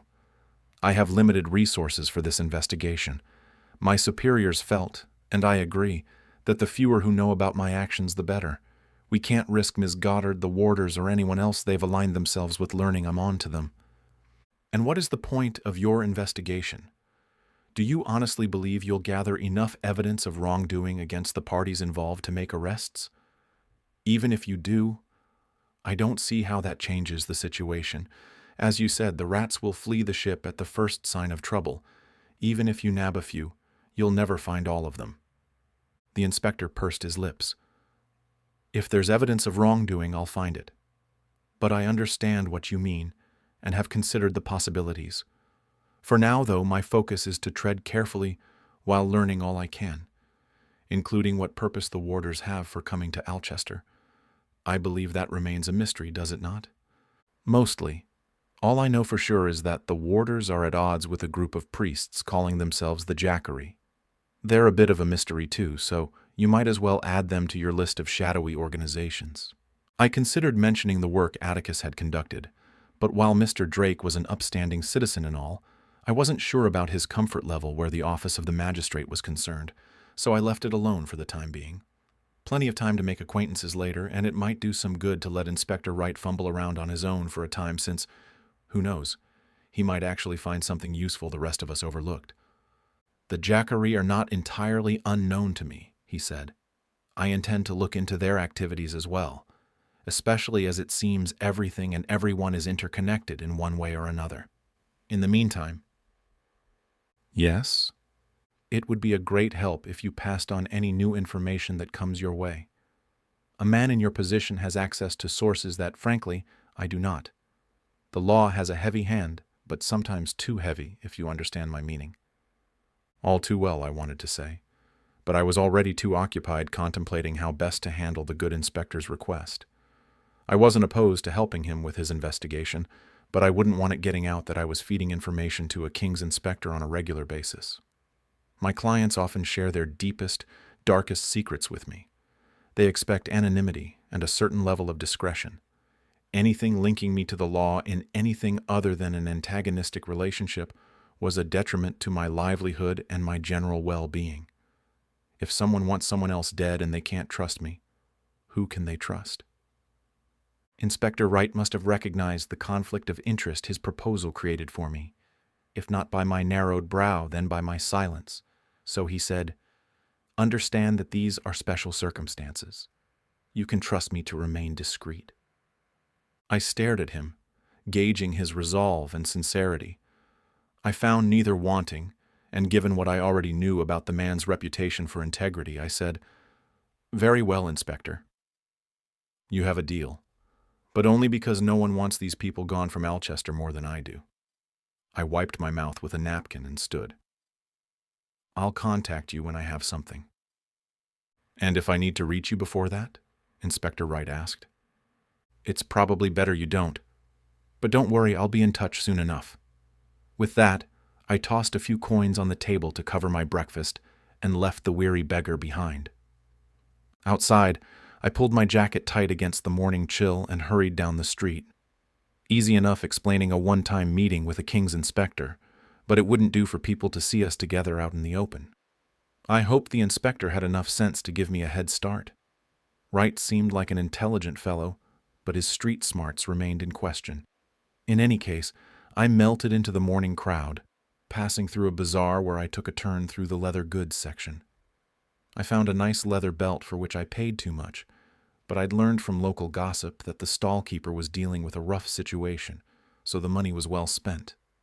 Recently, she'd become a widow with 3 children at home, and while I couldn't fathom why anyone wanted 1 child, let alone 3, her husband had left her with a financial mess she didn't deserve. I'd been to her stall every day this week, buying something different each time. Today, it was a belt. Yesterday, a wallet, and the day before, a pair of fur-lined gloves, which, come to think of it, I had in my jacket pocket. Fishing them out, I was instantly gratified by the smooth texture of the fur on my skin and their warmth. The market seemed exceptionally crowded today, which I usually didn't mind, but I needed somewhere quiet to sort through my thoughts, so I ducked into a nearby alley. I considered the rooftops for their usual solitude, but I wasn't working, so I said to hell with it and stayed on the ground. I almost instantly regretted it when a beggar appeared out of nowhere to hobble his way right in front of me. "Please, sir, times are tough and even a bit helps," the beggar said, head ducked and face concealed by a tattered hood. This close I couldn't help but get a good whiff of him. He needed a good scrubbing and to eat fewer onions. In my experience, beggars are like pigeons. Give something to one, and the next thing you know, the entire flock is on you looking for the same. But this gent was alone, so I deposited some florins into his waiting hand. The coins vanished with practiced ease into the soiled rags that passed as his clothing. "Thank ye, sir. Thank ye." He stepped back, a twisted left leg and a hunched back slowing his movement as he bobbed up and down in a sort of bow. Then, as I passed, he asked, "Are you the one they say don't have a name?" I stopped to look at him curiously. What if I am? He still had his head lowered in genuflection. "Then I've a message, sir." "From?" I caught him glancing up ever so slightly. He didn't give me a name, sir, but he wore armor and had a black shield on his surcoat. A black shield emblem meant blackguard. "And you're sure he didn't give a name?" "Yes, sir." "And if I throttle you within an inch of your life, Rabbit, will you tell me who sent you then?" Lifting both hands in supplication, the beggar backed away. "I'm just a fool beggar, sir. Don't know no rabbit." He turned to run, which was exactly when I grabbed him and shoved him hard against the wall. "Not so fast. You can save both of us a lot of time by dropping the act, Rabbit. I know it's you." "I don't know any—" "Ah, hell." Realizing there was no way out for him, Rabbit straightened his back and righted his twisted leg. Unfortunately, he couldn't so easily shed the stink hanging heavily about him. He drew his hood back, revealing a sparse beard and features so ugly I doubt even his mother loved him. "What gave it away?" "I know your act. It's not a very good one." Rabbit chuckled. "You still gave me your coin, so I must have done a fair job of it." He had a point there. "What's the message? And who's it from? You've wasted enough of my time, so out with it." "Message is from Captain Belford. He wants to meet." "That right? Seems like a waste of your morning to come all this way to let me know about an ambush, doesn't it?" He flashed me a grin full of missing teeth. "He said you'd say that. Ain't no ambush," he said. "He wants to meet you alone, just you and him. He said this afternoon behind Osterlands, said he only wants to talk. Seemed everyone did lately. Speaking of talking, Rabbit, don't think I don't know how you've been feeding information to the Blackguard. No way they've been keeping up on my whereabouts these past months without help." "Hey now, I'm no rat. I don't know nothing about—" I shoved him against the wall again, harder this time. "Ah, come on. Ain't no harm done. You're still alive, aren't you?" "No thanks to you. I thought about making an example out of you. But I was concerned I'd never get the stench off my blades." I released him and backed away. "Now, get out of here. Tell Captain Belford I'll see him there. Oh, and if this is a setup, Rabbit, don't expect to see another sunrise." Rabbit knew when the getting was good, so after he provided some more details, namely the time Belford wanted to meet, he scampered from the alley without a single glance back. Rabbit was about as dishonest as they came, often working both sides as long as the money was good. How he'd survived this long was a mystery, especially because he was a mediocre thief, a worse beggar, and a subpar informant. When I discovered he was reporting my comings and goings to the Blackguard, I should have dealt with him more harshly. But two can play the game of deception, so I'd used it to my advantage, appearing at one place long enough for him to report back before I moved on to my true destination elsewhere. Serves the Blackguard right if Rabbit had them scampering all over the city looking for me. Meeting behind Osterlands was an odd choice, but since the wine shop was one of my favorite places in the city, maybe the captain meant it as a gesture of good faith. Their selection of reds was second to none, And the chef prepared the most wonderful pork medallions in a honey sauce worth killing over. Too bad that wasn't where I planned to meet Captain Belford. The Blackguard captain had never reached out this way, so unless it was a last-ditch effort to kill me before Gwendolyn's order took effect, I doubted it was an ambush. Still, I was alive, because I was careful and suspicious of almost everything. So, once I made it into Lowtown, I found a reliable scamp willing to deliver a message to Belford at his proposed meeting location at the specific time of 4 o'clock that afternoon in exchange for a small sum of coins. Then I went about the rest of my day until I heard a nearby bell tower sound off 3 times, letting me know it was time to get ready to receive Captain Belford. I had considered changing into my usual assassin's garb, but sometimes dark leather armor and all those weapons made me look too conspicuous, especially in certain parts of the city. So I satisfied myself with the long knives I always had with me, and a few other assorted weapons hidden away in the folds of my vest and elsewhere. Wondering if Belford truly intended to meet me alone, I went to the rooftops, finding a safe place to hide that afforded me a good view of the street leading to the location in my message. Some 20 minutes after the bell struck 4 o'clock, there he was, striding down the street alone with a soldier's efficiency and an impatient look on his face. I waited a little longer to see if anyone followed, but when I saw no one, I ran ahead of Belford, dropping into the appointed meeting spot where I found a safe place to hide behind some evergreens. Captain Belford burst into the small plaza with a huff, wasting no time as he circled the area looking for me. "Well," he shouted, stopping at the square's center with arms raised. "I'm here! Show yourself!" I still wasn't convinced of the captain's sincerity, so I stayed put. As long as he remained alone, I was in no real danger, but in case other mercs rushed in, I already had an exit plan in mind. Up the stair behind me, a moderately busy street waited to embrace me, its crowds offering instant camouflage and relief from any blackguard eager to kill or capture me. I found myself leaning in that direction in anticipation, but more time passed and still no one came, to the point where I reluctantly began to suspect Belford's request to meet was genuine. "I'm here alone, damn it! I only want to talk." One genuine thing was his growing annoyance, so, with my concerns lessening, I stepped into view. As soon as he saw me, his jawline tightened. Not happy to see me? I couldn't imagine why. "We were supposed to meet at 2 o'clock, he barked. "You could have sent your message sooner. A lot sooner." "Sorry, Captain," I said. "I didn't realize you were on such a tight schedule." Belford huffed and took a few long strides closer. The motion set his mail jingling, and he placed a hand on the hilt of his long sword. Out of habit, or because he meant to draw it, I wasn't sure. My hand drifted to the hilt of a long knife. "That's close enough." He got the hint, lifting his hand from his sword to show he meant no threat. "Like I said, I'm only here to talk, which is a far cry from what I should be doing, considering the position you've put me in." "Oh? My men want you dead." "I'm pretty sure I already knew that based on how many times they've tried to kill me. But now Ms. Goddard says you're off limits." When I made my request of her, I wasn't sure how it might play out with the guard. It was like pulling a stick from the bottom of a pile. Would the entire stack crumble, or would it hold? I suppose I was about to find out. "We have an arrangement," I said. Belford huffed again. "Your damn arrangement has put me in a damn tough spot." Curious about the details, I asked, "How's that?" "Because you had to go and stir the damn hornet's nest last night."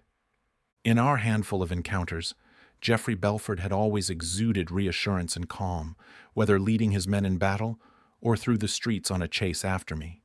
Right now, though, with fists clenched and jawline quivering, he clearly looked like someone who wanted nothing more than to give me a good thrashing. "Thinking of defying Gwendolyn's order, Captain?" I asked, smirking at him to see if I could stir the hornet's nest some more. The captain took one angry step toward me, and I wondered if I'd pushed him too far.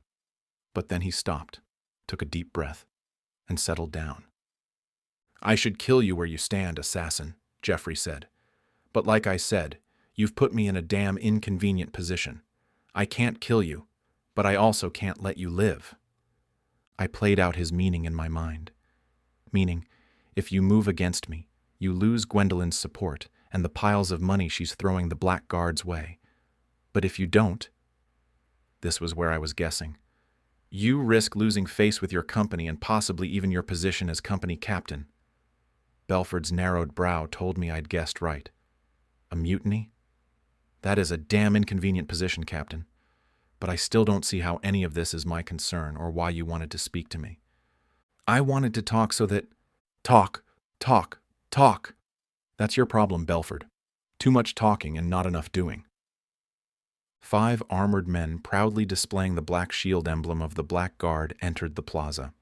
The speaker, a burly gent with a shaved head and a broadsword already drawn, bore a grim expression that spoke plainly of his intentions. The others, who filed in behind him with naked swords and flanged maces at the ready, seemed to share their leader's enthusiasm as they trotted toward us. Briefly, I wondered if they were here for me, but other than sneers thrown my way, they all seemed focused on their captain. So much for talking, I said, backing away. Fortunately, I had Belford between me and the new arrivals. Behind me, my escape route remained accessible, at least for now. "This isn't my doing," Captain Belford bellowed at me as he drew his sword and spun around to meet the oncoming charge. I believed him.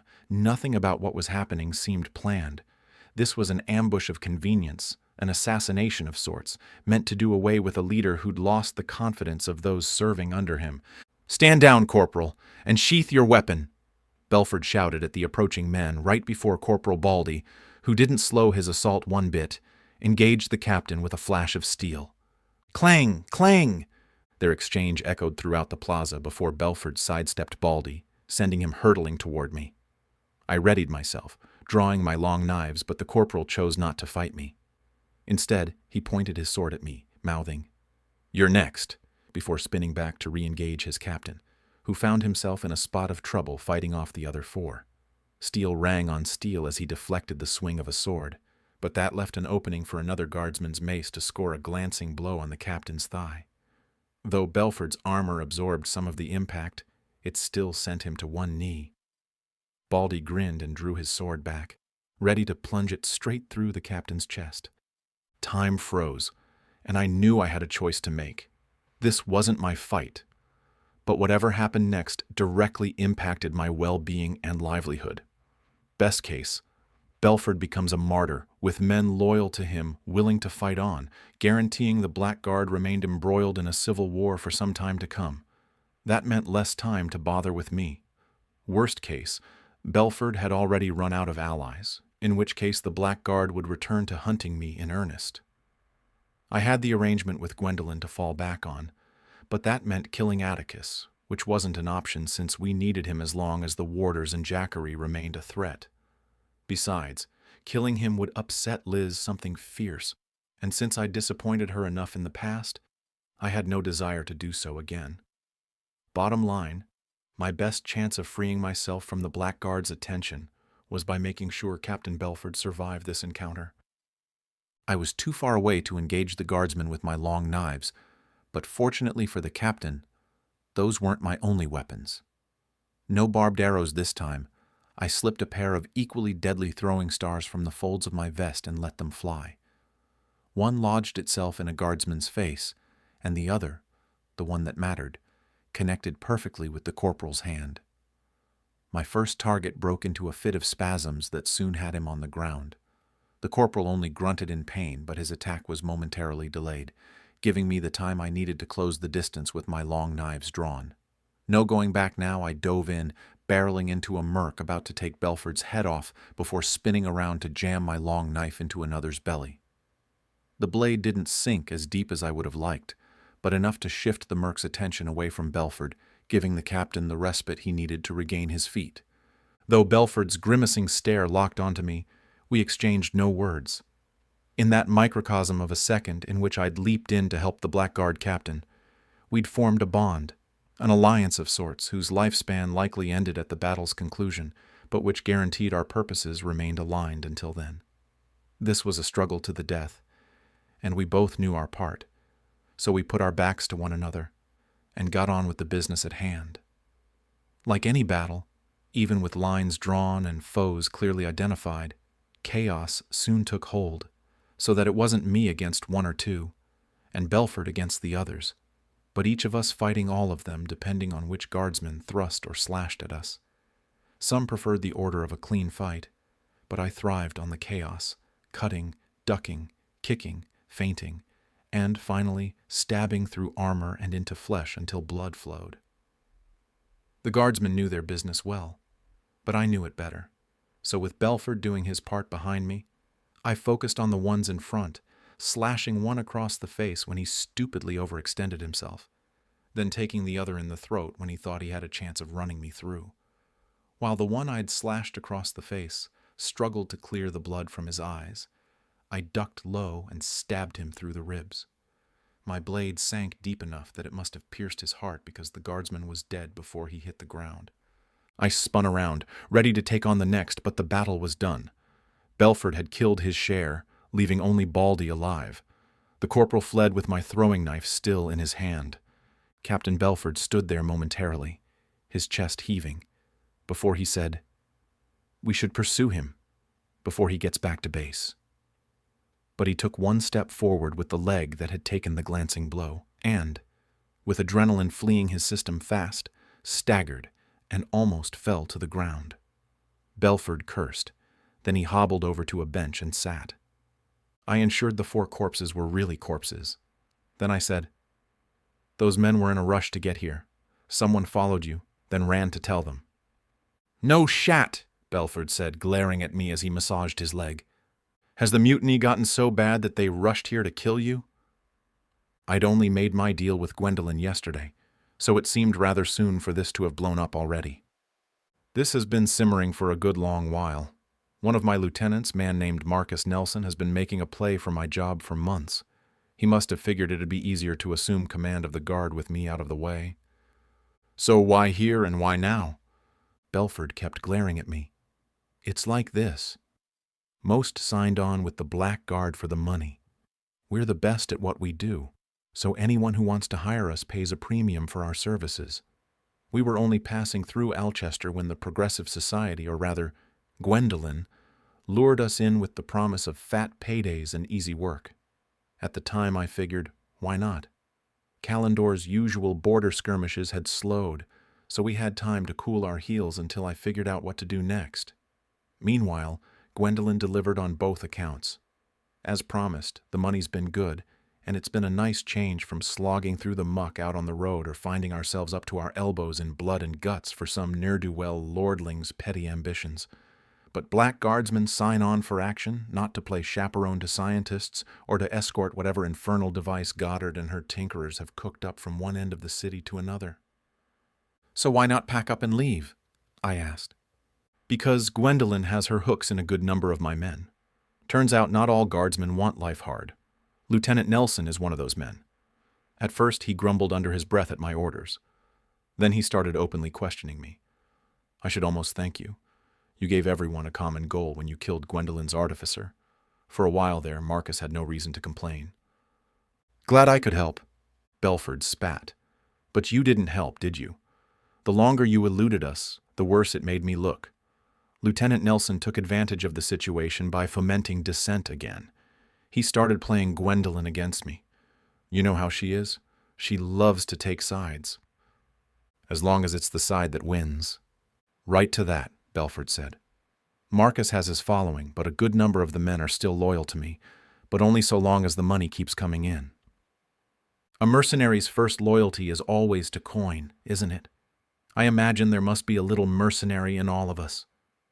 No one will walk away from the society unless I can give them some guarantee the spigot won't run dry. We've had our dry spells like any company. When times are tough, we tighten our belts and do what we must. That's how it used to be anyway." Belford stood. He tested his leg, which, from the looks of it, seemed to work better now. "You asked why here and now. It's because of your ambush last night. Those men were loyal to Lieutenant Nelson, so it was easy for him to blame me for not putting a stop to you sooner. It gave him and his men the opening to stop beating around the bush and come at me. Also—" "Yes?" I asked, waiting. He hesitated a while longer, but finally said, I told the men aligned with me that I have enough coins stashed away to buy their loyalty from the society. Enough to keep the company going for some time. Do you? Damn straight I do. I only need to deliver it to the barracks by tomorrow morning, and they all agreed to cut ties with the society and leave Alchester for good. There's a war brewing between Kalendor and Cecea, in case you haven't heard, and I want the Blackguard there to reap the rewards. So, you wanted to meet me to ask for my help moving your stash. The idea seemed absurd. While we weren't anything quite so dramatic as mortal enemies, we certainly weren't friends or allies. Your help?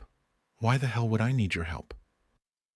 I looked at the 4 dead corpses and raised a brow. Belford glowered, but when he next spoke, he did so with far less vehemence. I wanted to meet with you to ask you to cancel your arrangement with Gwendolyn, but it's too late for that now. Lieutenant Nelson made his move, and what's done is done. He glanced at the fallen guardsmen. These men paid for their disloyalty with their lives, and so will anyone else who gets in my way. I've been a soldier all my life, and I've done more than my share of sweating and bleeding for the Guard. No way in hell I'm giving up my position as company captain, not without a fight. He paused, then took a deep breath and let it out. Given what happened here, I'd be a fool to think I can do this alone, so while I didn't come here to ask for your help, I'm asking for it now. It's the least you can do given all the trouble you've caused. We had disparate perspectives on who had caused who trouble, but I set that aside. Yes, I was angry at Belford and the Guard for taking things so personally when killing the artificer had only been business. I didn't like that they'd chased me from the fine establishments I used to frequent, making my life a misery of second-rate taverns and watered-down wine. But I put that aside as well. Captain Belford offered me a rare opportunity, and I did not intend to waste it. I'll help you, Captain. Belford narrowed his gaze at me. In return for what? Nothing. What do you mean, nothing? I mean nothing. I don't buy it. Everyone wants something. True, and most of the time I do as well, but not today. Belford grunted. I still don't buy it. What do you want? Money? A favor? Maybe the Blackguard off your arse? No, nothing. I don't need your money or your favor, and since I've already got the Guard off my arse, as you put it, there isn't anything left. Then why help me? I thought for sure you'd say no and I'd be on my own. The old gods know I've done you no favors over the past few months. I shrugged. You said if you win, you'll leave Alchester. That's reward enough for me. Belford scrutinized me some more before he nodded and said, So be it then. So what's the plan? I asked. We wait until your bank opens and make a withdrawal? You know, most lending houses will write you a writ. Much easier, and safer, than carrying money these days. Geoffrey grinned. The money's not in a bank. The grin said it was somewhere more interesting. It's somewhere safe, he said. You afraid if you tell me where it is, I might steal it? Yes. Fair enough. I suppose if it was enough money, I might try. How much does Lieutenant Nelson know? Enough to head us off? He doesn't know about the money or where I stashed it, but he knows what I promised my men, and he'll have his looking for me. Scanning the plaza, he stopped again at the 4 dead men. Best we get moving before Corporal Castus has time to round anyone else up. He'll head back here first on the off chance we decided to loiter about. He was right about that, so we left the plaza via my planned escape route, letting the gathering afternoon crowd carry us until we were well away from the square and the Blackguard corpses. 6 blocks later, Captain Belford led us down a side street to an alley, then to another avenue heavy with shadow and chilling air. I pulled my coat tighter, jamming my hands into my pockets, wondering where the good captain meant to lead us. Turns out, he took us straight to the Jaded Peacock. You stashed your fortune here? I asked. No, but we need somewhere to lie low for a few hours until night sets in. Then might I suggest a more appropriate establishment? Someplace where you won't stick out quite so much. Your surcoat draws too much attention, and the Peacock has far too many nosy people hanging about. Where then? Follow me, I said, turning us about so that soon we ducked into alleys and side streets I doubted the good captain knew existed. As expected, his black shield emblem drew some curious stares, but nothing more. But curious stares often turned into talking mouths. especially when someone flashed silver and asked questions. So I took us along an even more circuitous route to allay any concerns, and, in no time at all, we were safely ensconced inside the Lazy Minstrel, a favorite haunt of mine when I wanted the world to leave me alone. The proprietor, Ophelia, greeted me with a smile and offered me my usual chair at my usual table. I told her to hold the bottle from Abelard for the next time and instead ordered a dry red. Geoffrey said he'd have the same. A quiet hum hung over the crowd this evening. A boisterous few played darts in one corner, but most of the minstrel's patrons sat quietly, nursing their drinks after what had likely been a hard day of work for many. As expected, no one paid us any attention. The simple, unspoken rule here was that everyone stayed out of everyone else's business. Needing clear heads for whatever lay ahead, we stopped after one drink. Geoffrey slipped into a somber mood, likely over having to kill some of his own men, so I drank my wine and left him in peace until he let me know it was time to go. Outside, he pulled me aside and said, "I'll get us some transportation. It's better if I do it alone. Meet me in about 45 minutes at the corner of Maple and Elm." That was fine with me since I had an errand of my own. "Make it an hour." As Geoffrey turned to leave, he said, "Don't be late." Then he was gone. I got moving too, setting my sights on my tenement in the shambles. It had occurred to me while we whiled away the time at the Lazy Minstrel that we were more than likely to run head-on into a sizable blackguard presence, negating my usual tactic of evasion. Different tactics called for different weaponry, namely my Steel Island blade. While my long knives did their job well enough, they were a disadvantage in open combat, especially when going up against trained mercs with longer reach weapons. Besides that, I'd forgotten how much I enjoyed the simple act of swinging a sword. Mindful of the time, I double-timed it to my apartment building, heading straight for the basement once I got there. Past the boiler room, there's a locked door. Behind the door, there's a forgotten space I reserved years ago for my own use, part weapons locker, part training dojo. I spend more time here than in my apartment above, training, sharpening weapons, and planning. The room has maps of the city and detailed drawings of key buildings on every wall. Locked chests hold the tools of my trade. A wooden striking dummy stands in one corner, climbing ropes hang from the ceiling, and heavy iron hoops and weights are stacked on the floor. The basement area is secluded and, besides the hiss of the boiler, quiet. Atticus has his basement, and I have mine. After quickly changing clothes from jacket, vest, and frilled shirt to dark linen gambeson and black studded leather, I gathered what I needed from the weapons locker and returned to the street. No time for rooftops. I melted into the shadows of back alleys and side streets until I reached the rendezvous point. Approaching cautiously out of habit, I slunk forward until I spied the intersection. There was no sign of Captain Belford, even though I was a little late. I wondered if that meant trouble, but then I saw him approaching. No more walking for the good captain, it seemed, as he arrived driving a sleek, alchemically fueled wagon. "How do you like it?" Geoffrey asked, driving the machine beside me and bringing it to a smooth stop with the pull of a lever. The captain was grinning from ear to ear as he leaped from the wagon. "Gwendolyn had a pair of them commissioned. I hope she doesn't miss this one." I made a quick visual inspection. Reinforced frame and wheels, an iron lockbox in back that looks like it's bolted to the wagon's frame, and a shielded driver's bench so no one can pick the driver off from above. Smart. Why isn't the society making more use of them?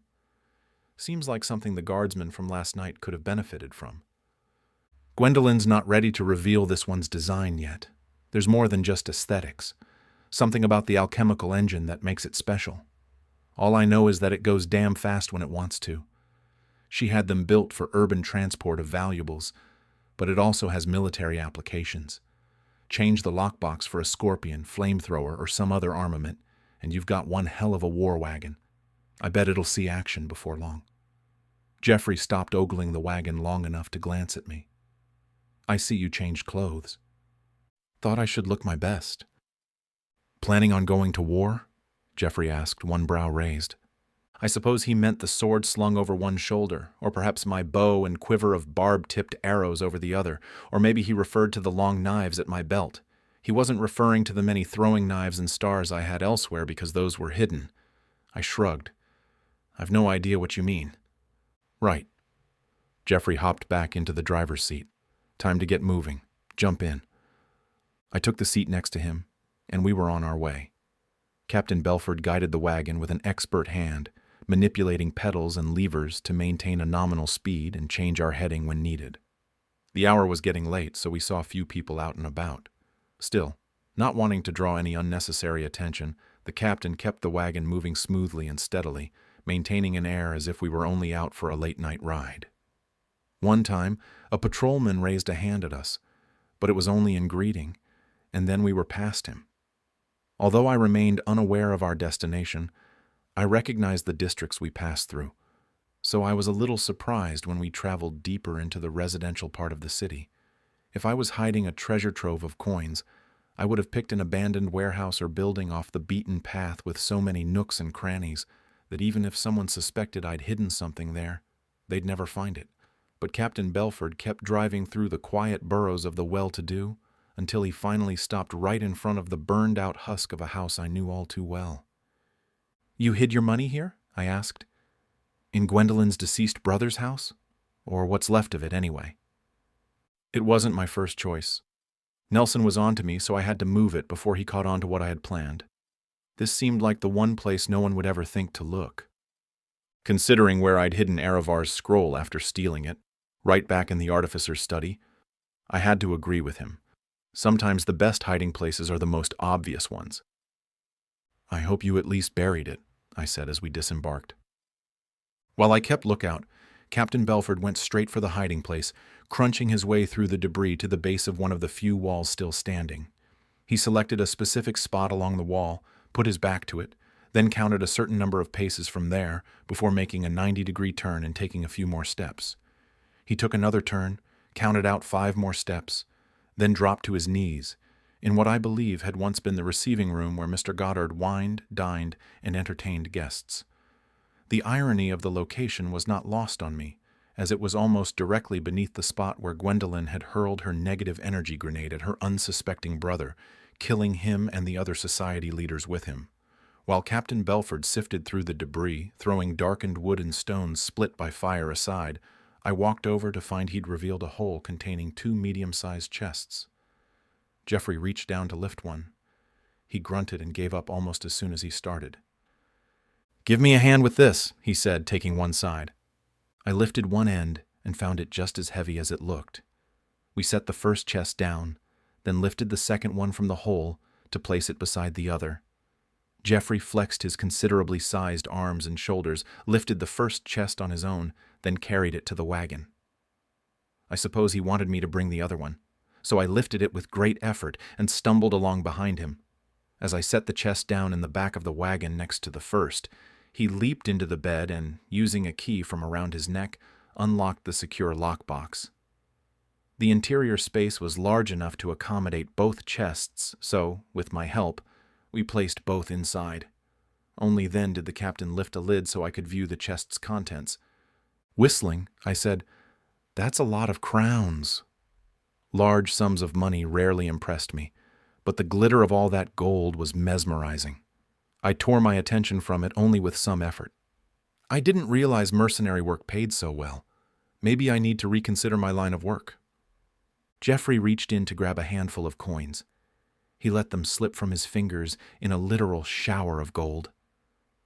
"Gwendolyn isn't the only one with friends in high places." Jeffrey slammed the lid closed. He did the same to the lockbox, then returned the key around his neck. "Now let's get out of here before—" "I wondered where you were taking my wagon, Captain," a feminine voice said from the darkness. "I guess now I have my answer." Black guardsmen stormed in from every direction, quickly surrounding the wagon in a ring of grim visages and bare weapons.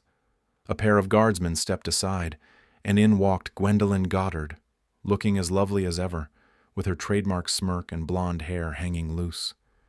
She wore a scarlet-colored coat with the collar turned up and soft leather gloves that accentuated her slender fingers. "That's a hefty sum of gold," Gwendolyn said. "What do you plan on doing with it?" A guardsman stepped forward to stand next to Gwendolyn.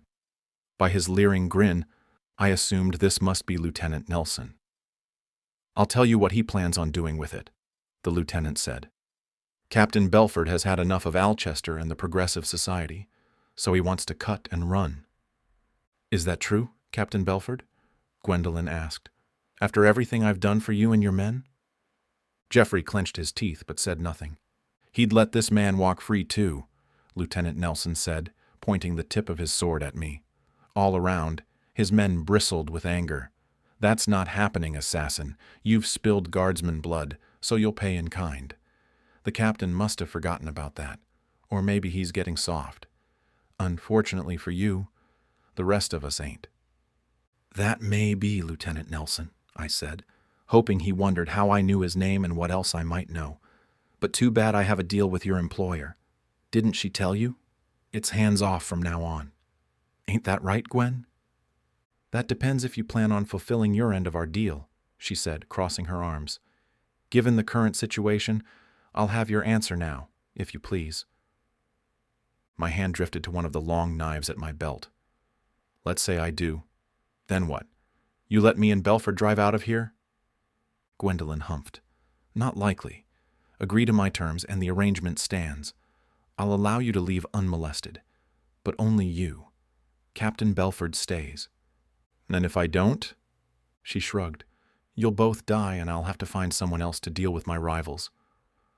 Ordering the death of a man was as easy as ordering a fine glass of sherry for her. Probably just as satisfying, too. "In that case," I said, "I'll take my chances with the captain." Gwendolyn shook her head. "Very well."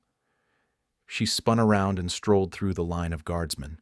When she was past them, she said over a shoulder, "Kill them both." Lieutenant Nelson flashed us a wicked grin as he and the other guardsmen closed on us. I moved both hands to the hilts of my long knives, ready and waiting for the first to make his move. Then one did, except it wasn't one of the mercs standing against us, but Captain Belford himself. The captain drew his long sword in one fluid motion and threw himself at Lieutenant Nelson. "So, this is how it is?" Belford yelled, hacking at the lieutenant. "If it's a fight you bastards want, then it's a fight you'll get." Brave, I thought, but stupid, given the numbers against us. Still, Geoffrey's assault took the lieutenant and many others by surprise, so while they were fending off his attack, I leaped across the wagon to make my way to the controls. A guardsman saw what I was doing and swung for my legs, but I hopped over his swing and was away before he could reverse his attack and try again. Another attempted the same thing, but I was too fast once more. Behind me, steel rang on steel, and a man cried out. I hoped it wasn't Captain Belford. I had to swing into the driver's bay, a motion I used to kick the face of the closest mercenary. He fell back, blood spurting from his nose as I landed on the bench. Looking at the controls, I realized I had no idea which lever did what, so I started pulling and pushing each one until something happened. The first lever made the wagon lurch backward, which was fortuitous since it crunched into several guardsmen, knocking them away. Then I reversed the same lever while pressing with my foot on the pedal I saw Geoffrey using on the way over. That had the desired reaction as the engine purred to life beneath me and the wagon rolled forward. "Get in!" I shouted to Geoffrey as I pressed harder on the pedal. Beneath me, the engine roared to life as the wagon accelerated so fast Captain Belford barely had time to leap into the back. In front of us, guardsmen jumped every which way. Then we were past them. Some ran after us but stopped when they quickly realized they had no hope of matching our speed. Captain Belford hopped into the driver's bay alongside me. "Let me take the controls." I obliged him, moving aside. While he took over, I glanced behind us. No sign of... No, wait. Didn't you say there was another wagon like this one? "That's right!" Belford yelled back at me. "Looks like it's heading our way." Geoffrey quickly looked over his shoulder, then pressed harder on the accelerator. The wagon reacted instantly, its speed increasing to what I supposed equaled a horse loping along at a fast gait. Seeing a more useful role for myself, I leaped into the back of the wagon, crouching low and hanging on to whatever I could to keep from being ejected. Looking at our pursuer, I couldn't help but notice the scarlet red of Gwendolyn's jacket as their wagon passed beneath a street lamp. She was driving. A guardsman leaned out the other side of the driver's bay and more crowded the wagon's bed. "They're gaining!" I shouted at Geoffrey. Captain Belford manipulated a few levers, and we sped along even faster. The other wagon matched our speed, but it was no longer gaining. Wondering if I could somehow slow them, I removed my bow from my shoulder and nocked an arrow. I took aim, trying to compensate for the wagon's jostling. I was an expert marksman, and while I was well trained in compensating for wind, I had to admit that loosing while driving along at a breakneck speed was a new challenge. Still, nothing ventured, nothing gained, so I took as careful aim as possible, pointing the tip of my arrow straight at Gwendolen, whose eyes went wide when she realized I was aiming right at the spot between them. I loosed and almost immediately recognized that my arrow drifted high. Gwendolen didn't know that, though. Swerving so violently, she dumped most of the mercs in her wagon onto the cobbles. "Nice shot!" Geoffrey yelled, laughing. Not nice enough, as Gwendolen course-corrected and kept coming at us. "Can this thing go any faster?" "I've already got it at full power. I'm not even sure how long it can keep this up. These things are only prototypes, so I don't—" The wagon's engine rumbled, and black smoke billowed from underneath the carriage. Just as Gwendolen's wagon picked up speed again, we slowed. "Damn!" Geoffrey shouted. "I'll try easing off to see if that does it." Easing off only allowed Gwendolen to get that much closer. But she wasn't on us yet, and I still had a full quiver. I drew again, aiming for the mercenary leaning out of the driver's bay since he presented a larger target. The slower motion and less jostling of our wagon helped, and though my arrow lifted too high like before, this time it connected with a mercenary in the back of the wagon. I saw him go down with an arrow sticking from his eye socket. Then he was gone from view. Beneath me, the engine's rumbling lessened as Geoffrey's tactics seemed to work. Gently, he accelerated. The wagon responded sluggishly, but it started moving faster. But not fast enough as the other wagon rolled up alongside us. Immediately, 3 guardsmen jumped across the distance to land on our wagon. As one, they drew swords. I smiled and drew mine. I felt like I'd been waiting for this fight all night. 3 against 1 might as well be 10 against 1 for all the good it did them.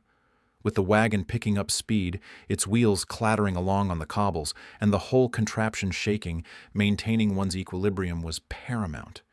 While I was an expert in the art of balancing, the mercenaries snarling and lunging at me were not.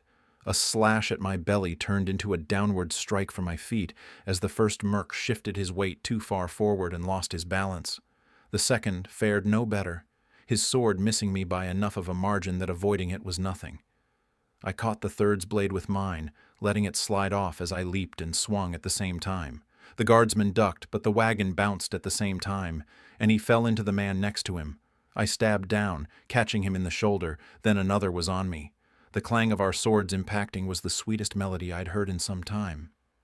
One other regained his balance and joined the symphony, though his beat was off, so I rewarded him with a cut across his leg that sliced through the chain links of his hauberk. He grunted, but didn't let a little blood deter him from trying to take my head off.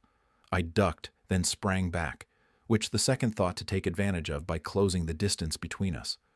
Bad idea, as I drew a long knife and slashed up, cutting him in the neck and face. While he cried out and tried to staunch the flow of blood, I deflected an attack from the other, then sidekicked the overzealous one. His cries faded soon after he flew off the wagon's side and disappeared somewhere behind us. 2 to 1 made my job easier, but 2 more jumped onto our wagon. 1 immediately went for the driver's bay. I tried to block his way, but the other 3 pressed me back, so I yelled a warning to Geoffrey, hoping he heard me and that he could drive and fight at the same time. "Hang on," Geoffrey called out. I wasn't sure why until the wagon lurched to one side. Turning with such reckless abandon, it lifted into the air, hovering on 2 wheels as we rounded a corner and nearly sideswiped a storefront before settling back down to keep rumbling down the lane. I'd kept my feet, as did everyone else except for one merc who was thrown from our wagon at the initial lurch. Fortunately for him, he landed in Gwendolen's wagon, and would have been no worse for wear if Gwendolen had made the turn as neatly as Captain Belford, but she turned too late and tried to compensate by angling too sharply. Gwen panicked when the wagon leaned over on 2 wheels, turning the other way to get all 4 wheels back on the ground. As soon as the wagon righted itself, she slammed into the storefront we'd only narrowly avoided. Glass shattered and brick crumbled, and the wagon came to a violent, sudden stop. The impact hurled guardsmen every which way. Then I saw nothing else as the calamity disappeared behind us. That left the three still loitering about with us. In front, Geoffrey had one hand on a lever and another around the throat of the guardsman who'd attacked him. Say one thing about black guardsmen: they don't give up easily. With gritted teeth, the two facing me came in hard, striking with such speed that defense was my only option. In such close quarters, sword work became an act of slashing and swinging, supplemented by fists and kicks when the opportunity presented itself. I still held my knife, though, so each time a merc got too close, he was defending against two weapons: slash, cut, stab, and next thing you know, one of the mercs had enough. "This isn't over, Belford!" he shouted right before he jumped from the wagon. The other looked from me to his fellow rolling away on the ground and decided he'd rather live to fight another day, too. So he jumped as well. That left only the one assaulting Geoffrey, who had shoved Belford back and gained a spot in the driver's seat. The two traded punches and elbows, and the wagon veered left and right, rolling from one side of the narrow street to the other. A pedestrian screamed as we narrowly avoided running her down. I wanted to help, but the driver's space was too cramped, and I didn't see an opening without making the situation worse. Finally, Geoffrey cracked the man hard in the jaw, sending him reeling back, so I was able to reach around, catch him at the collar, and toss him from the wagon. He hit the ground hard, rolled, and came to rest sprawled in the street with his arms extended, either dead or, more likely, unconscious. With his adversary gone, Captain Belford got the wagon under control in short order, so we slowed and soon rumbled down the road at a moderate pace. I returned to my seat in the driver's bay. "I didn't see Lieutenant Nelson," I said. "Neither did I," Geoffrey said, glowering. "It has me concerned." Me too, though I said nothing. Nelson hadn't joined the others on Gwendolyn's wagon, but where else would he have gone? There was no answering that question presently, but I thought we might know the answer soon as we turned down a long street that ended at the blackguards' barracks. As we rumbled closer, I saw torches lighting a square, the long, squat building forming a mass of darkness behind it. Neither of us wondered any longer about the lieutenant's location, since there he stood amidst the lights. Behind him, a host of men, everyone a blackguard mercenary, stood with him. Too many to count. Their numbers extended into the inky dark. I supposed we were looking at the entire blackguard company, all 100 or more of them. Captain Belford brought the wagon to a stop inside the torchlight's reach. He stepped out, so I did too. I hoped Geoffrey didn't mean to fight all of them. If he did, he was on his own. I'd more than done my part, so I started looking over my shoulder to plan my exit just in case. But then the guardsman responded to some signal, double timing it to form a wide ring around us and the wagon. Many wore grim expressions. Others looked on with neutral, if not curious, stares. Lieutenant Nelson waited for us to approach before addressing us. No, not us, only the captain. This was a blackguard affair, and my participation was neither needed nor, I supposed, wanted. From this point on, Captain Belford was entirely on his own. "You violated our code by aligning yourself with a man marked for blackguard justice, Captain Belford," Lieutenant Nelson yelled for all to hear. "Even worse, you've killed your own." A murmuring grumble washed over the mercenaries. "That may be true," Captain Belford shouted in a voice loud enough to match his lieutenant's. "But that same code says a guardsman has the right to defend himself against any adversary, regardless of allegiance or oaths." "You sent guardsmen to kill me, Lieutenant. That's mutiny, plain and simple. It's you who violated the code." A grizzled veteran stepped between the two. "You've both leveled your accusations, and we all know there's only one way to settle this." He gestured at a place roughly at the center of the torches, which were arranged in a sort of crude circle. "Two enter the circle. One leaves. Do any dispute this?" His gaze roved over the assembled men. No one answered. Satisfied, the merc looked at the captain first, and then at the lieutenant. "Do you both agree?"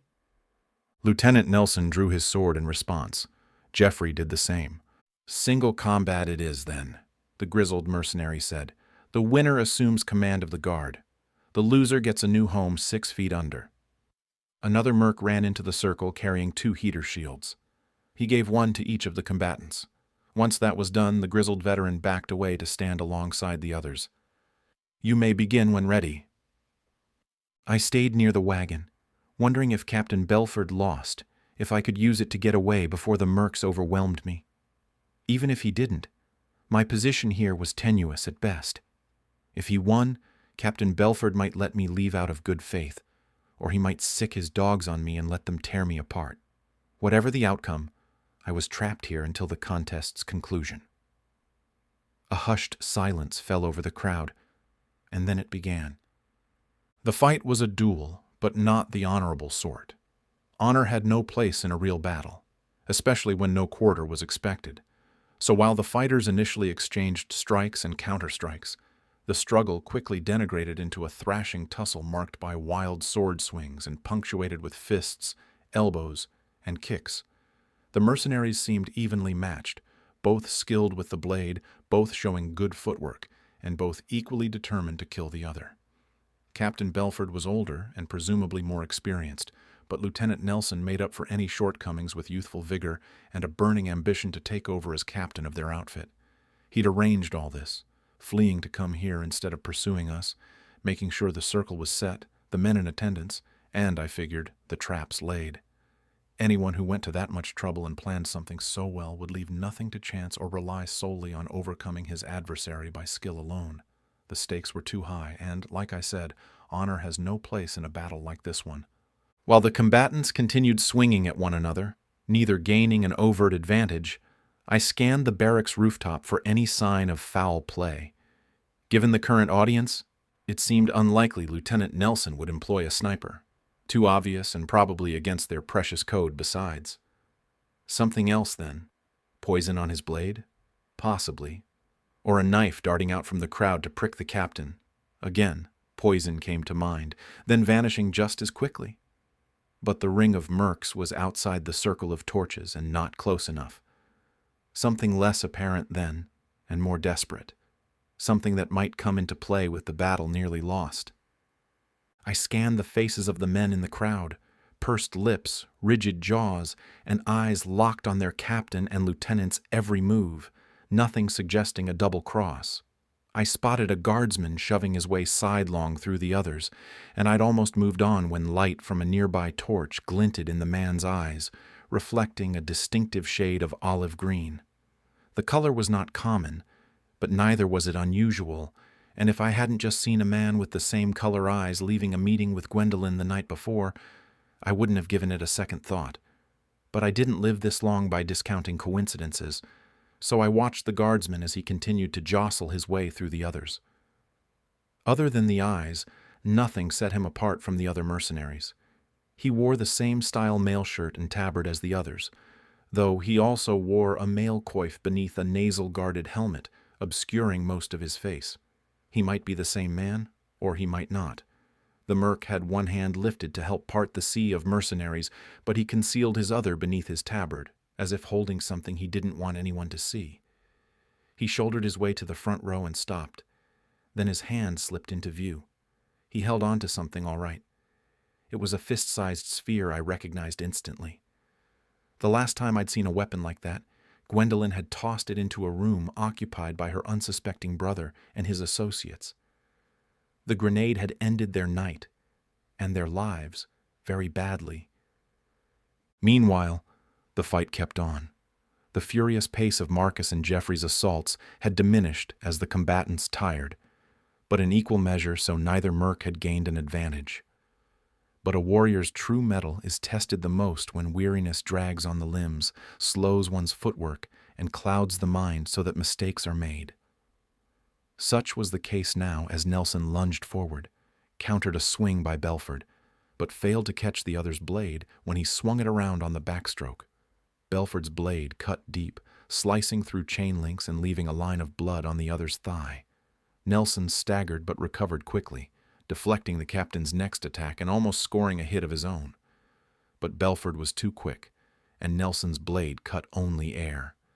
Belford pressed his advantage once more, forcing Nelson back one step and then another. Right toward the mystery assassin, I noticed. Was Belford aligned with the assassin? The captain kept pressing until Nelson was almost close enough for the impostor to reach out and touch him. But then Nelson was on the offensive, forcing Belford to lunge to one side to avoid the lieutenant's furious swings. Interestingly enough, that move left Nelson alone and apart from anyone else. If he was the assassin's target, it seemed the perfect time to throw the grenade at him. Then Belford closed the distance, and that was that.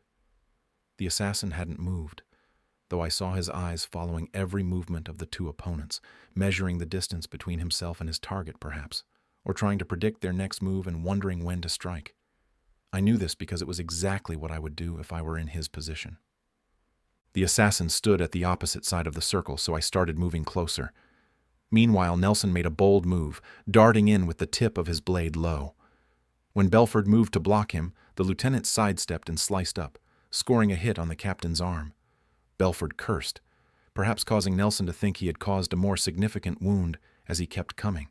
But Belford was more than up to the task of fending him off and turning the tables, so Nelson was suddenly deflecting attacks from each side. Strike, counter, thrust, and soon Nelson lost track of his opponent's sword, so that Belford scored another hit, this time on the lieutenant's other leg. Another swing put Nelson on his back foot, unbalancing him. Breathing came in ragged gasps, and Nelson's sword dipped from the strain of holding it for so long, leaving him exposed.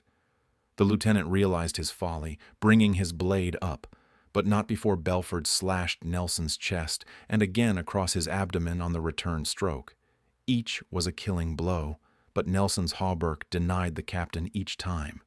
Still, the succession of attacks unnerved the lieutenant as he scampered back. The captain gave no quarter, delivering another series of strikes that Nelson struggled to deflect. A score on his shoulder, another to his left arm, and finally a thrust to his chest that jabbed through the lieutenant's armor enough to cause a squeal of pain. "Surrender, Lieutenant!" Captain Belford bellowed so all could hear, "and I'll spare you!" Nelson grasped his chest where blood leaked from his wound. "Never!" he yelled between fatigued breaths. He scanned the faces in the circle, looking one way and another before he settled on the mystery guardsman. "This fight isn't over." Perhaps that look was a signal. Perhaps it was nothing.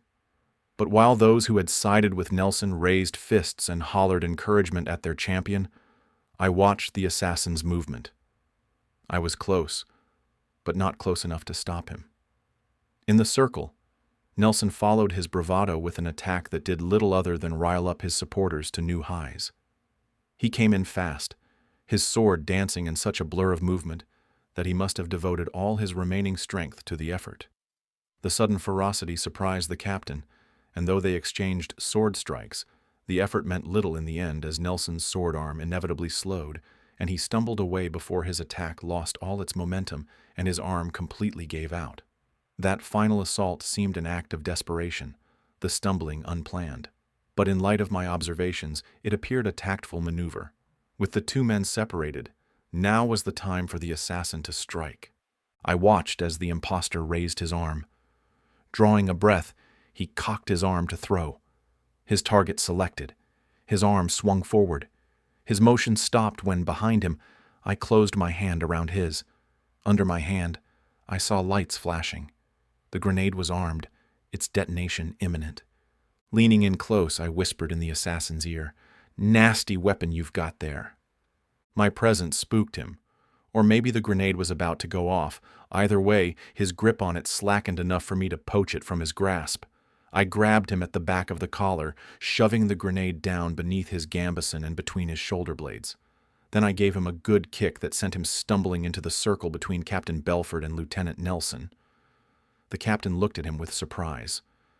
Nelson's face melted into horror.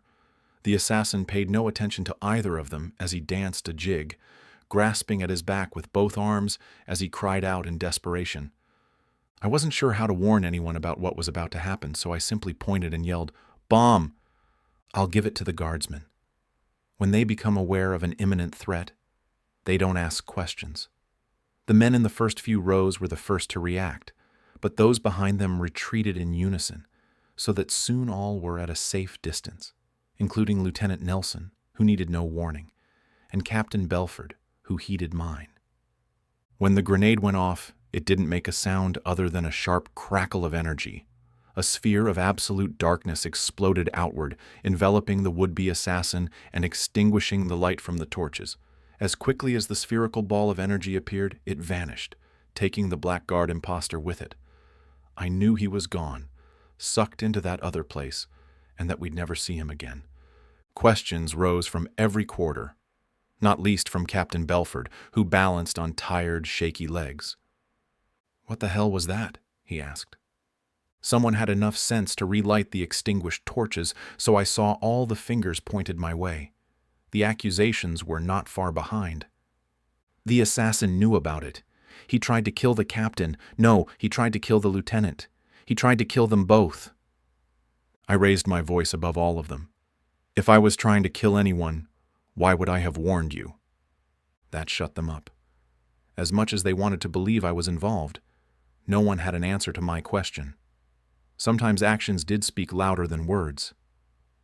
"Then what the hell was all that?" someone yelled. "I'll tell you what it was," Lieutenant Nelson shouted. "Captain Belford saw he was losing the fight, so he had an assassin waiting to kill me." A disapproving rumble coursed through the lieutenant's supporters, but many guardsmen grumbled back at them, some yelling that Nelson was the one losing the fight. Others shouted that the captain had nothing to do with it. One of the more astute amongst them pointed out one of the most critical bits of information. "Didn't anyone else see the tattoos on that man's face? He was Jackery." Captain Belford finally raised a hand and let loose a whistle that cut through the chatter and silenced everyone. He turned his attention toward me. "You yelled the warning. What happened?" All eyes were suddenly on me. "Simple," I said. "Lieutenant Nelson knew he couldn't take you in a fight, so he made a deal with Gwendolyn Goddard to assassinate you. That created the expected uproar from all sides, no less from Lieutenant Nelson, who shouted something at me that was lost in the cacophony. I waited for the noise to subside before I went on. But they weren't planning on getting caught, whoever does, so they planned on pinning it on the Jackery. Makes sense. You guardsmen have foiled their plans almost as many times as I have. The assassin had black and white tattoos on his head, sure enough, but he wasn't one of them." "How do you know that?" Captain Belford asked. "Because I saw him coming out of a meeting with Ms. Goddard last night. When I saw him, he didn't have any tattoos." Murmurs this time were an improvement over shouts of outrage as my words sank in. Many still had questions, so I waited to answer them. "How do you know he didn't have the tattoos covered up?" Jeffrey asked. It was a fair question. "You've seen the Jackery up close. Those tattoos aren't easy to hide. I would have noticed. I know with certainty that the man who tried to kill you was not a Jackery. Since I have no reason to protect them, I must be telling the truth.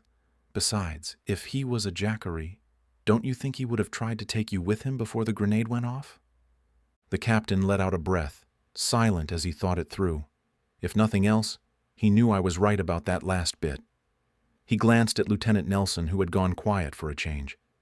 The lieutenant's ire rose when Belford kept staring at him. "You can't seriously think he's telling the truth?" Marcus asked. Belford's attention strayed to the men standing around Lieutenant Nelson. I'd noticed it too. At least 40 guardsmen congregated there.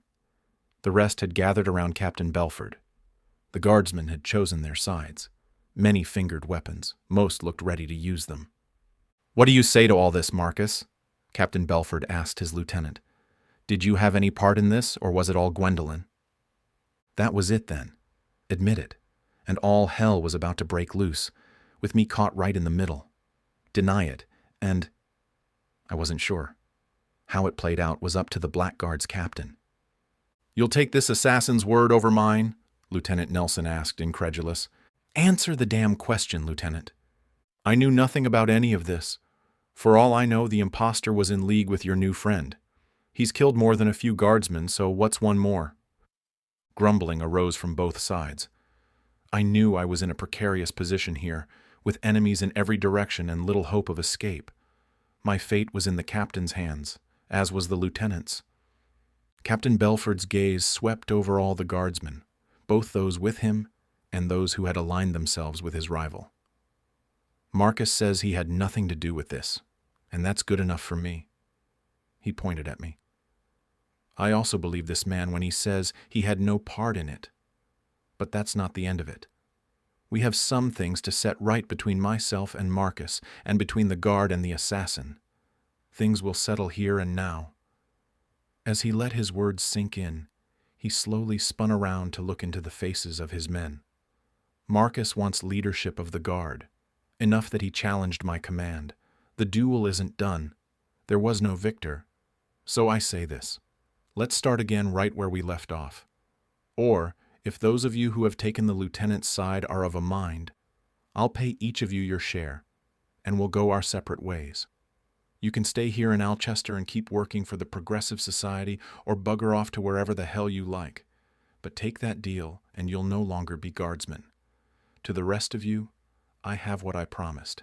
Enough gold to see us through until we find better work elsewhere. What say you?"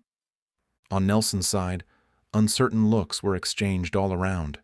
Not so with those who stood with Belford. One such man stepped forward. "It's as you said, Captain. You held up your end of the deal, so we'll hold up ours. As always, we're with you. You can count on us to follow where you lead." Captain Belford nodded at that.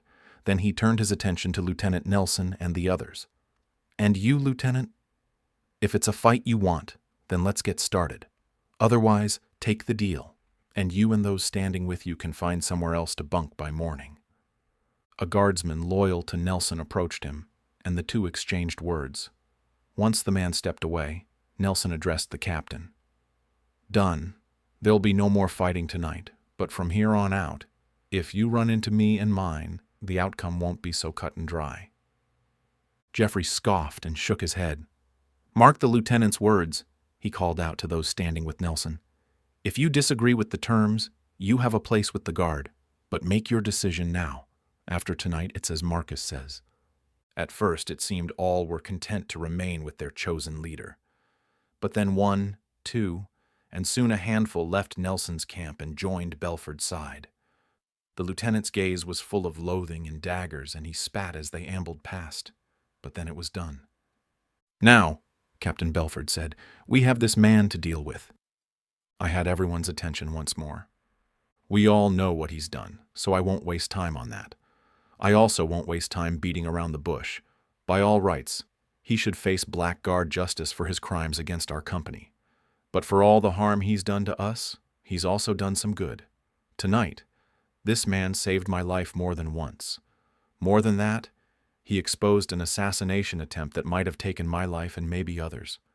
You can bet I'm not forgetting the role Ms. Goddard may have had in it. That's something I intend to deal with personally. But after tonight, I can't in good conscience condemn this man. We don't have many rules in this business, but a man saving another's life needs to count for something, especially when he isn't even one of us. I know some of you ain't going to like it, but I'm offering him a reprieve." Shouts from all sides rose like thunder. Not surprisingly, the loudest crackle came from Lieutenant Nelson. Captain Belford let it all run its course. Then he held up his hand for silence. I stood there with my arms crossed, a little surprised at the course of events, but smart enough to keep my mouth shut lest I disrupt the delicate balance the captain was trying to establish between reprieve and reprisal. "The slate's wiped clean," Geoffrey said. "If you're unhappy with my decision, then too damn bad. The lieutenant will walk out of here by morning, and you're welcome to join him. Otherwise, there'll be no more payback. In exchange, all debts are cleared. Agree?" He was looking at me. I nodded. "Sounds fair?" Lieutenant Nelson didn't feel the same, but he said nothing as he stalked off into the dark. His men threw scowls our way, but they followed him in silence. Around him, Captain Belford's men dispersed. He stopped 4 and ordered them to unload the gold from the wagon. "I know exactly how much is in each chest," he told them, "so make damn sure it all gets to my quarters." Many guardsmen still milled about, but they kept their distance, giving me and the captain a minute. "That was unexpected," I said to him, "but appreciated." Geoffrey's scowl rivaled the others. He was about as happy as the rest about letting me off the hook, but I'd appealed to his sense of honor, so what choice did he have? "I won't do it again," Geoffrey said, "so I mean it when I say to stay the hell out of blackguard business from now on. Otherwise, the embargo is lifted and all bets are off. Understand?" "Perfectly. So now what? Pay Gwendolyn a visit? Geoffrey shook his head. Not tonight. You'll never have another opportunity as good as now. His stare turned curious. She's unprotected, I said. All the guardsmen are here, including Nelson and his men.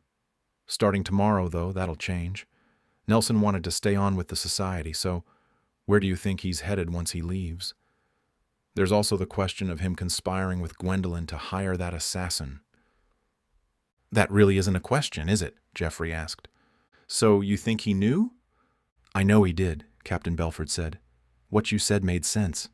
It actually surprised me when Marcus challenged me. He's no slouch with a blade, but he never had a chance against me. I admired the captain's bravado. I know he'll run to Gwendolyn, and she'll be happy to have him and those who follow him. But the Black Guard is done working for her, especially after tonight. Though it may take some time, she'll get what's coming to her. She's connected, you know, so it won't do to have her disappear without a trace. The last thing we need is the king's inspectors breathing down our necks while we're trying to get out of the city. Speaking of that, I said. You want to know when we're leaving? Belford asked. Not soon enough. I just lost almost a third of my company, so I've a mind to do some recruiting before we leave. Also, it'll take some time to get the travel logistics in order, and I have to make sure we've got a solid place to land. It may be a few months still before we're good and ready to leave. Then there's winter to consider. Might be spring at this rate. Nelson won't make your stay any easier. Geoffrey grunted at that. Then there wasn't much else to say, so I bid good night to the captain. He stopped me with an extended hand.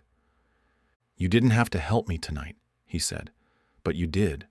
I won't forget that. I grasped his hand in mine. Anytime, Captain. I wasn't sure I meant it, but it seemed the only thing to say. Seems like you've got everything figured out. Not everything, Belford said. Oh? What's left? Someone let Marcus know about our meeting. Not the one I'd set up, but yours. It seemed he stared at me a little longer than was necessary. Only you, me, and that kid you sent to deliver your message knew anything about our meeting, but somehow Marcus found out about it. Well, I certainly didn't tell him. I didn't even know about the lieutenant or that he wanted you out of the way until we met. The kid, then? I scoffed. Unlikely. I've used him before. He's reliable. Besides, he knew less than I did about your situation. Still does. One of Nelson's men probably followed you. I shrugged. Or maybe one of your own. You obviously don't trust them any more than you trust Nelson. Why else come to me for help? Geoffrey grumbled something under his breath, but I hoped he at least gave up the notion the boy had anything to do with ratting him out. The kid deserved better than the tender mercies of the Black Guard. With nothing left for us to say, Captain Belford turned away to join his men, who welcomed him into their embrace with the familiar camaraderie of brothers in arms. Some still glared at me, so I thought it best I leave before the glares turned into something more. I didn't doubt they'd abide by their captain's order, but no reason to push my luck. Outside the compound, I made sure there weren't any surprises like Nelson's men waiting in the shadows for me. Though I didn't see anyone, I took an unconventional route away from the barracks in case someone tried to follow. It wouldn't do for anyone to find out what I was really about this late in the game. Back in Lowtown, I ducked into a narrow alley, climbed a short ladder to a building's rooftop, then made my way to the designated meeting place where I found Braden waiting as expected. The kid saw me and scowled. You're late. So? You're lucky I'm here at all. Hey, fair's fair. I did what you asked, so pay up. He held his hand out, waiting. You're right, I said, reaching for a small pouch at my belt. A deal's a deal, isn't it? Here.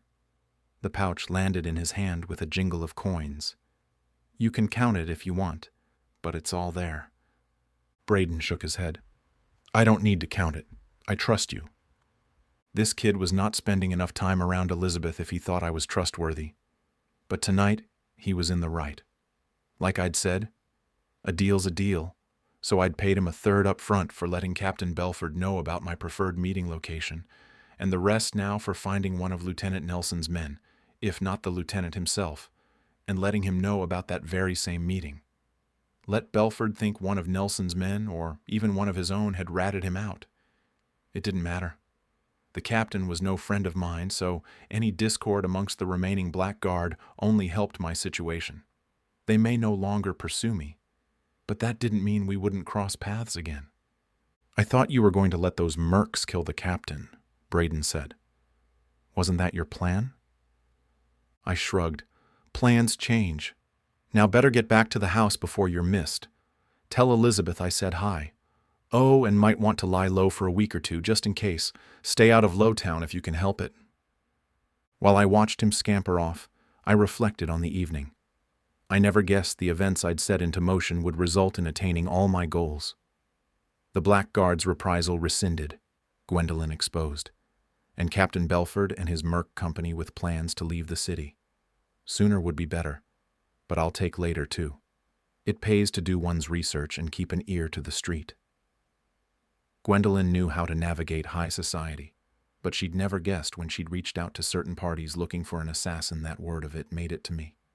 At first, I'd wondered why she hadn't considered me for the job until I discovered who she wanted dead and how she meant to pin it on the Jackery. That kind of deception wasn't my style. Still, I knew she'd wanted to talk, so I obliged her. Her request to kill Atticus was an interesting surprise. Interesting because I was happy to pass on to Atticus how badly she wanted him out of the way, but my plan had always been about the Blackguard and had nothing to do with what Gwendolyn wanted. Now, Lieutenant Nelson had always been part of the plan. I'd learned about his ambitions from Malachi, an all-around scalawag, but an informer who always seemed to have the best information. Malachi had told me how confidence in Captain Belford's leadership ability waned, and how Gwendolyn had put Jeffrey's status as the Blackguard's captain in an even more precarious position with her backroom alliances with Nelson. The way I see it, I was only taking advantage of the situation. It wasn't my fault the Blackguard wanted me dead, or that I'd contributed to Belford's woes by making the job difficult for him.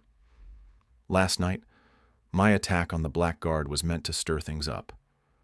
I knew the men guarding the carriage had aligned themselves with Nelson.